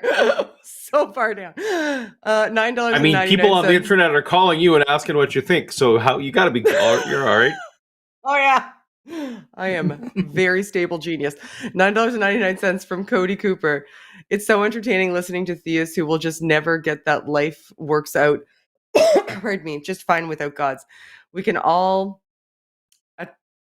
still treat people kind and justly, and not kicking puppies seems like common sense. I mean, it does. It just really does. I enjoyed that call though, because I think we covered a lot of interesting ground on that call. I don't know if he's also. I hate the phrase "common sense," so I'm going to suck that in right now and not diatribe about that. Happy pedantry, super chat interpretations. You're probably just going to be like, we don't like the words "common sense." This isn't transmissible to everything. I know. I got because common sense isn't so common. I've heard that before. That's on T-shirts and memes, so it's true. And also things that are the intuitive easy answer that goes with what your current heuristics doesn't in any way tell you about correctness. Yeah, I agree with that. And also like following what I thought was like common sense, which most people would just call like basic intuition, has led me to a lot of wrong conclusions in my life as well. Yep. But like when you're talking about like something that is generally accepted by most people, like that colloquial use of common sense, I think is kind of no. All right, fuck, whatever. Jesus Christ, not for me, but okay. God, God, I have to live with you. $6.99 Canadian from Fort Garry Brewery. Ooh, I love a good brewery. Used to have fun. Exactly. Right? Also, I think one of our calls named Gary. I forget. Anyway. Yeah. Used to have fun suspending reality, e.g., listening to Coast to Coast. Woo! Me too. Abundant lack of skepticism in society ruined this for me. Will it ever be fun again? Well, so when I used to non-ironically listen to Coast, I did want to accept, well, it was that dichotomy of, well, some of the callers are obviously dumb, and some of them I wanted to be true. But the trouble is, like, probably no one around me would have agreed on. They would have agreed that the callers are either dumb or you want to be true. We just wouldn't have agreed on which were which. People who have no idea what this crazy niche thing is, what Coast to Coast is, because it's not a crazy niche. Well, I mean, it is. It is still currently in 2023. Yes, it is. This AM radio show. It's currently still one of the biggest AM radio shows that exists. Coast to Coast AM. I don't know if it's still nightly, but it was a nightly show that was on the most AM stations of any other show, and it was on from midnight till 4 in the morning. And they would have weird. It was designed to provoke conspiracy theories and weird thoughts, and just exploring all the what ifs in the world, and kind of hoping that all the what ifs might have something true about them. It was kind of like the Mulder and Scully, if you know what that show was. There was a Agent Mulder who wanted all this cool stuff to be true, and that was the spirit of the show. Was, wouldn't it be cool if Bigfoot was real? It wouldn't be cool if there was aliens, and wouldn't it be cool if all this stuff, there was something to it. And so it was out there hopefully trying to find evidence for these cool, weird things. Yeah, and people would call in and say that they found holes that like make lasers and vaporize dogs and stuff. It's bonkers. Yeah. I only know about it because Paul hosts a show, and I have I have a podcast that's called Toast to Toast that we review old Coast to Coast episodes. So if that interests you, it's well, I mean, if you like aliens that vaporize dogs, but somehow can get taken down with a stick, that was one of my favorites. Anyway, yeah, sure, It maybe it's still fun now. You guys have fun, but I know what he's saying. Like, I do. Sure, it's like I couldn't. There's a reason I can't listen to the new episodes with any kind of the joy that I used to listen to the old episodes. Right, because people are so down rabbit holes of just believing crap and finding affirming backup data on the internet and being like, "Oh, there's." But this is part of my personal data to show that my religious belief systems were actually harming my other epistemology. Because it was the same kind of same reasons I was accepting Noah's Ark and accepting the dinosaurs lived with men. The same epistemology that I needed to hold those things to be true led in these other ideas. And then when I learned about better epistemology, that's when these other ideas can't as easily be part of what I think might be part of reality, because improved epistemology. So, yeah. Cool. Good super chat. Thanks, Fort Garry Brewery. $5 from Grimbeard. Altruism does not exist, so here's a selfish donation. We are glad, Grimbeard, to provide you an outlet to make your own life better with this super chat. And I bet that I bet you got a good feeling when you saw it come on the screen. Right? That's right. And you're helping us. It makes you feel good. And you're a little bit more famous now than you were 5 minutes ago? God is overrated. Don't wish that on yourself. Do not want that No, I don't want that for anybody. Okay. $4.99 from Poor Claire. I found a coffee table online that is a giant middle finger. Imagine if Paul came home to find that in the living room. He might one day. You might one day. I've also, done stranger poor Claire. For more petty reasons. Poor Claire enjoyed. I don't know, Claire. You were part of our Toast to Toast episode on Friday, but now I don't know. Claire, you're fine. Don't listen to him. He's full of shit. We'll still be part. Appreciate you, Claire. $5 from Larry Fishman. # Team Coffee Table. I like the staying power of this. And I like that the people that are really sticking around are the people that are on the right side of history and recognize that a coffee table is just a thing The that people who have, are on my side aren't serves a selfish function. enough. We've already established that sending a super chat is a very selfish thing to do. And my team is not so selfish as to indulge in such things. Your team is not so selfish as to indulge in what exactly? Super chats, which are obviously, super chats are selfish. Yeah, because we've already established altruism doesn't exist, so it's all just for the dopamine. Okay, there we go. Fair enough. All right. Wow. How can I argue with that? $5 from Mapleson to Paul means to push or prod. To Shannon means to be extremely awesome and cool, or to do something amazing and impressive. Thank you. That's correct. Love you both. Go Jimmy yourself, Jimmy. I'm gonna start telling people just in my real life, just to see what would happen. I'm just gonna be like, you know what? Just go Jimmy yourself. Jimmy you. Or do I have to say Jim you? Or do no, I have think to it needs or the is full Jimmy Jimmy. the whole, like it always has to be Jimmy? So like there's like I can't, so I'm Jimmying, so I have to conjugate it based on the context. You have to do disambiguity with like Jim, GYM, and other like I jimmied forms the of pooch on that one is what I would have to say. Or like, right. Yeah, because I jimmed the pooch. That doesn't... I am so Jimmying annoyed. The Jimmy, it's the ing though. It's the ing with the Y. Oh, like, I don't think you need the ing. No, like that's why go Jimmy yourself. No, like if I was saying I am so Jimmying sick. Annoyed. Yeah, you would have to. You're right. Right. I'd have to. That's why I'm so Jimmy. That's why all the best curse words are single syllable. I will grant you that. The Y just doesn't roll off the tongue. Yeah, it makes it a second syllable. It makes a second syllable that makes it problematic as a curse word to catch on. But if I just went Jim, I could be like, I'm so Jimming sick of this. That would make it. I mean, you can give it a go. Jim instead of Jimmy. I don't know. Also, I'll submit it to the company. That's right. Well, next time we have the line, you're on the council, the Grand Wizard Council. Next time you line hosts get around your large round table, and with your hoods and various send a memo. Adornments, put that on the agenda. Here's the thing.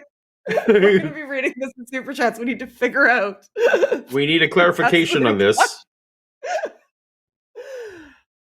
I mean, I've written sillier business. It's just a style guide. I know it's just you need a style guide. It's branding is very important to the line and to all the channels within the brand guidelines. Consistency is important in branding. It is. I think you're writing my business case for me right now. Mm-hmm. Oh, I'm gonna write a very, very well thought out memo. It's called Primal Branding. Jimmy will know the book. You got to have the vocabulary down to the senior leadership team. Mm-hmm. All right, $10 from Thort. Oh wow, this is a dyslexic's name. Thornton, not the coffee guy. Not the coffee guy. Okay, thank you. When it's time, teach your kids we're all Santa, and if they ever see anyone that needs anything at any time, we can secretly get it for them. I mean, it's sweet to do charity, and I like the concept of saying, yeah. I'm not sure what I'm going to say. He's never brought it up. I don't think he does believe anymore, but I've never had to have a conversation with him, and that's another thing that annoys me. I think he's riding the slight chance that it might mean more presents. If he just doesn't, I don't know. If he doesn't bring that crashing down, yeah. I think he is more so avoiding potentially a difficult conversation, or maybe disappointing me because he sees it as something that I enjoy doing for him, and that's another thing I don't like about it. So he's placating you at this point. I think that's what's happening, which is like that's not good either. Like I should sit him down and chat with him about it. More think about it more. I'm like, I gotta talk to that kid. Can we not? Let's not elf on the shelf this year if we can help it. Oh God, I hope not. I hate that fucking thing so much. I hate that jimmying. I hate that jimming thing. That sounds so much better. I'm just gonna start inserting Jim and Jimmy's into random conversation. Right. It's like, did you ever? What was the name of that? Super Troopers, where the guy has to say meow a bunch of times. Did you ever watch Super Troopers? That's one of those holes. Super Troopers? So you're aware of my holes in my cultural context. So yeah, that was not an acceptable form of. The guy walks up to the window and he's like a state trooper. And he's like, "How you doing, meow?" And he just keeps inserting meow into like in random spots into just general conversation with this person that he pulled over. I'm just going to start doing that with Jim and Jimmy just to see how long it takes for anybody to be like, "What the fuck is going on with you?" I feel like this is more of a stop trying to make fetch happen. I watched Mean Girls. Stop trying to make fetch happen. I just stop trying to make fetch happen, Jimmy. Use myself. That's an absolute lunatic. Okay. $5 from Skeptics and Scoundrels. Hi, how you doing? God doesn't want us kicking puppies, but slaughtering birds, sheep, goats, cattle, and Midianites. Much moral, very righteous. Yeah, I mean, that's usually the go-to. But I really wish more of them would just realize, like more of the people I talk to about this would realize that, like, anything that you find moral, you're providing justifications for it above and beyond God said. Like, that's what it is. And then you're just adding God said on top of it when you don't need that. You're just like multiplying entities at that point. Anywho, those are my thoughts. Oh my gosh, you guys are sending more lots of from Monkey Typewriter. $5. Thank you, Monkey Typewriter. Hashtag Team Minimalism. Awesome. Oh, am I getting fireworks again? So that was weirdly because I did a middle finger coffee table. That's what you're getting. I'm trying to make the react. Anyway, it doesn't matter. I will indulge to let you know that we are here and we are Legion and we walk freely around our living rooms. Thank you, Monkey from Typer. So this now, you had the best super chat of the night, and now you've made an even better one. So you got the top two super chats of the night. Good job, Monkey. I mean, yeah, well, very well constructed. I'll give it to you. We have room. It's fine. $10 from Monster and Head. Coffee table. Get a Kenjin. One from some like New Brunswick lumber. Get a Canadian one, I think. Canadian one from some New Brunswick lumber or something. or something. Something. He's phonetically spelling how Canadians. Accent. I think that's I think that was supposed to be. The Canadian. I'm from Nova Scotia, but I was in New Brunswick last week though. $4.99 from Brian Poo KC. Bryn Poo KC? Am I reading that wrong? What's okay? Oh, I'm sorry. I already read ahead. Sorry. I mean, that's fair. That's on me. I'm sorry. We're going to be demonetized with all these Jimmies. what the Jim is going on around here. You can't say Jimmy in the first 8 seconds or you get... See, if I say what the Jim is going on around here, is that more satisfying, or is what the Jimmy is going on around here more satisfying? I think Jimmy in that context. I think the latter, yeah. But. Yeah. So it's just the ing that's the issue. Like, can we just drop the Y? Can we make the Y silent if we're jimming things up? If we're take this up with the licensing group over at the fine folks at the Line Incorporated. Talk to our PR guy. $10 from James Baumgartner, and that was the second time I got crabs. You have to watch Super Troopers. Now you need to watch Super Troopers. It's just a thing that needs to happen, and you also need to watch the TV, like the TV series. I think it was called Reno 911. Have you seen that? Reno 911. I don't even know how to talk to you right now. Okay, well, we'll need to remedy that at some point in time. I just assumed foolishly that you had seen them. No, those are in my whole. I don't smoke weed anymore, though. Unfortunately, those are my gap years. I just smoke weed, and that's what it was. But I do, so I'll be fine. Watch it now in 40 and be like, "Why did I think that was funny?" I thought it was fucking balls out hilarious when I smoked weed. Anyway, we did a show today. We did it. Look at us go! Woo! So proud. I always say I'll do an hour and a half, and then I do 2.5 hours. Thank you, everybody who is moderating the chat. You guys are awesome. Thank you, everybody who is in the chat. Also, you guys are super duper awesome as well. See? The mods are always amazing, and I appreciate you guys. We all appreciate you guys. Thank you. Thank you, Morgan, for doing the call screening today and for being just genuinely awesome all the time, all over the place. Thanks to Paula, I guess, or whatever. Good job, or whatever. And also, we have a Patreon. Oh, you got to celebrate. I was reading the thing and I missed your celebration. I'm sorry. I'm glad that you got a celebration. Thanks, Arden. Thanks, Arden, for producing. And also, we have a Patreon, guys. So subscribe to the Patreon. Pretty soon, we're going to say goodbye and you're going to see them. All of the existing patrons who I want to thank scrolling up the side. So thank you very much for tuning in, everybody. And as always, help elevate the discourse. Bye. I know we still sit here. This is like the most awkward. Like I say goodbye and then just dance. Come on, get into it. That's right. Paul's got it. Oh my god, are you sure there's water in that? Are you just drinking vodka? Because this is weird. Water. I got water and coffee too.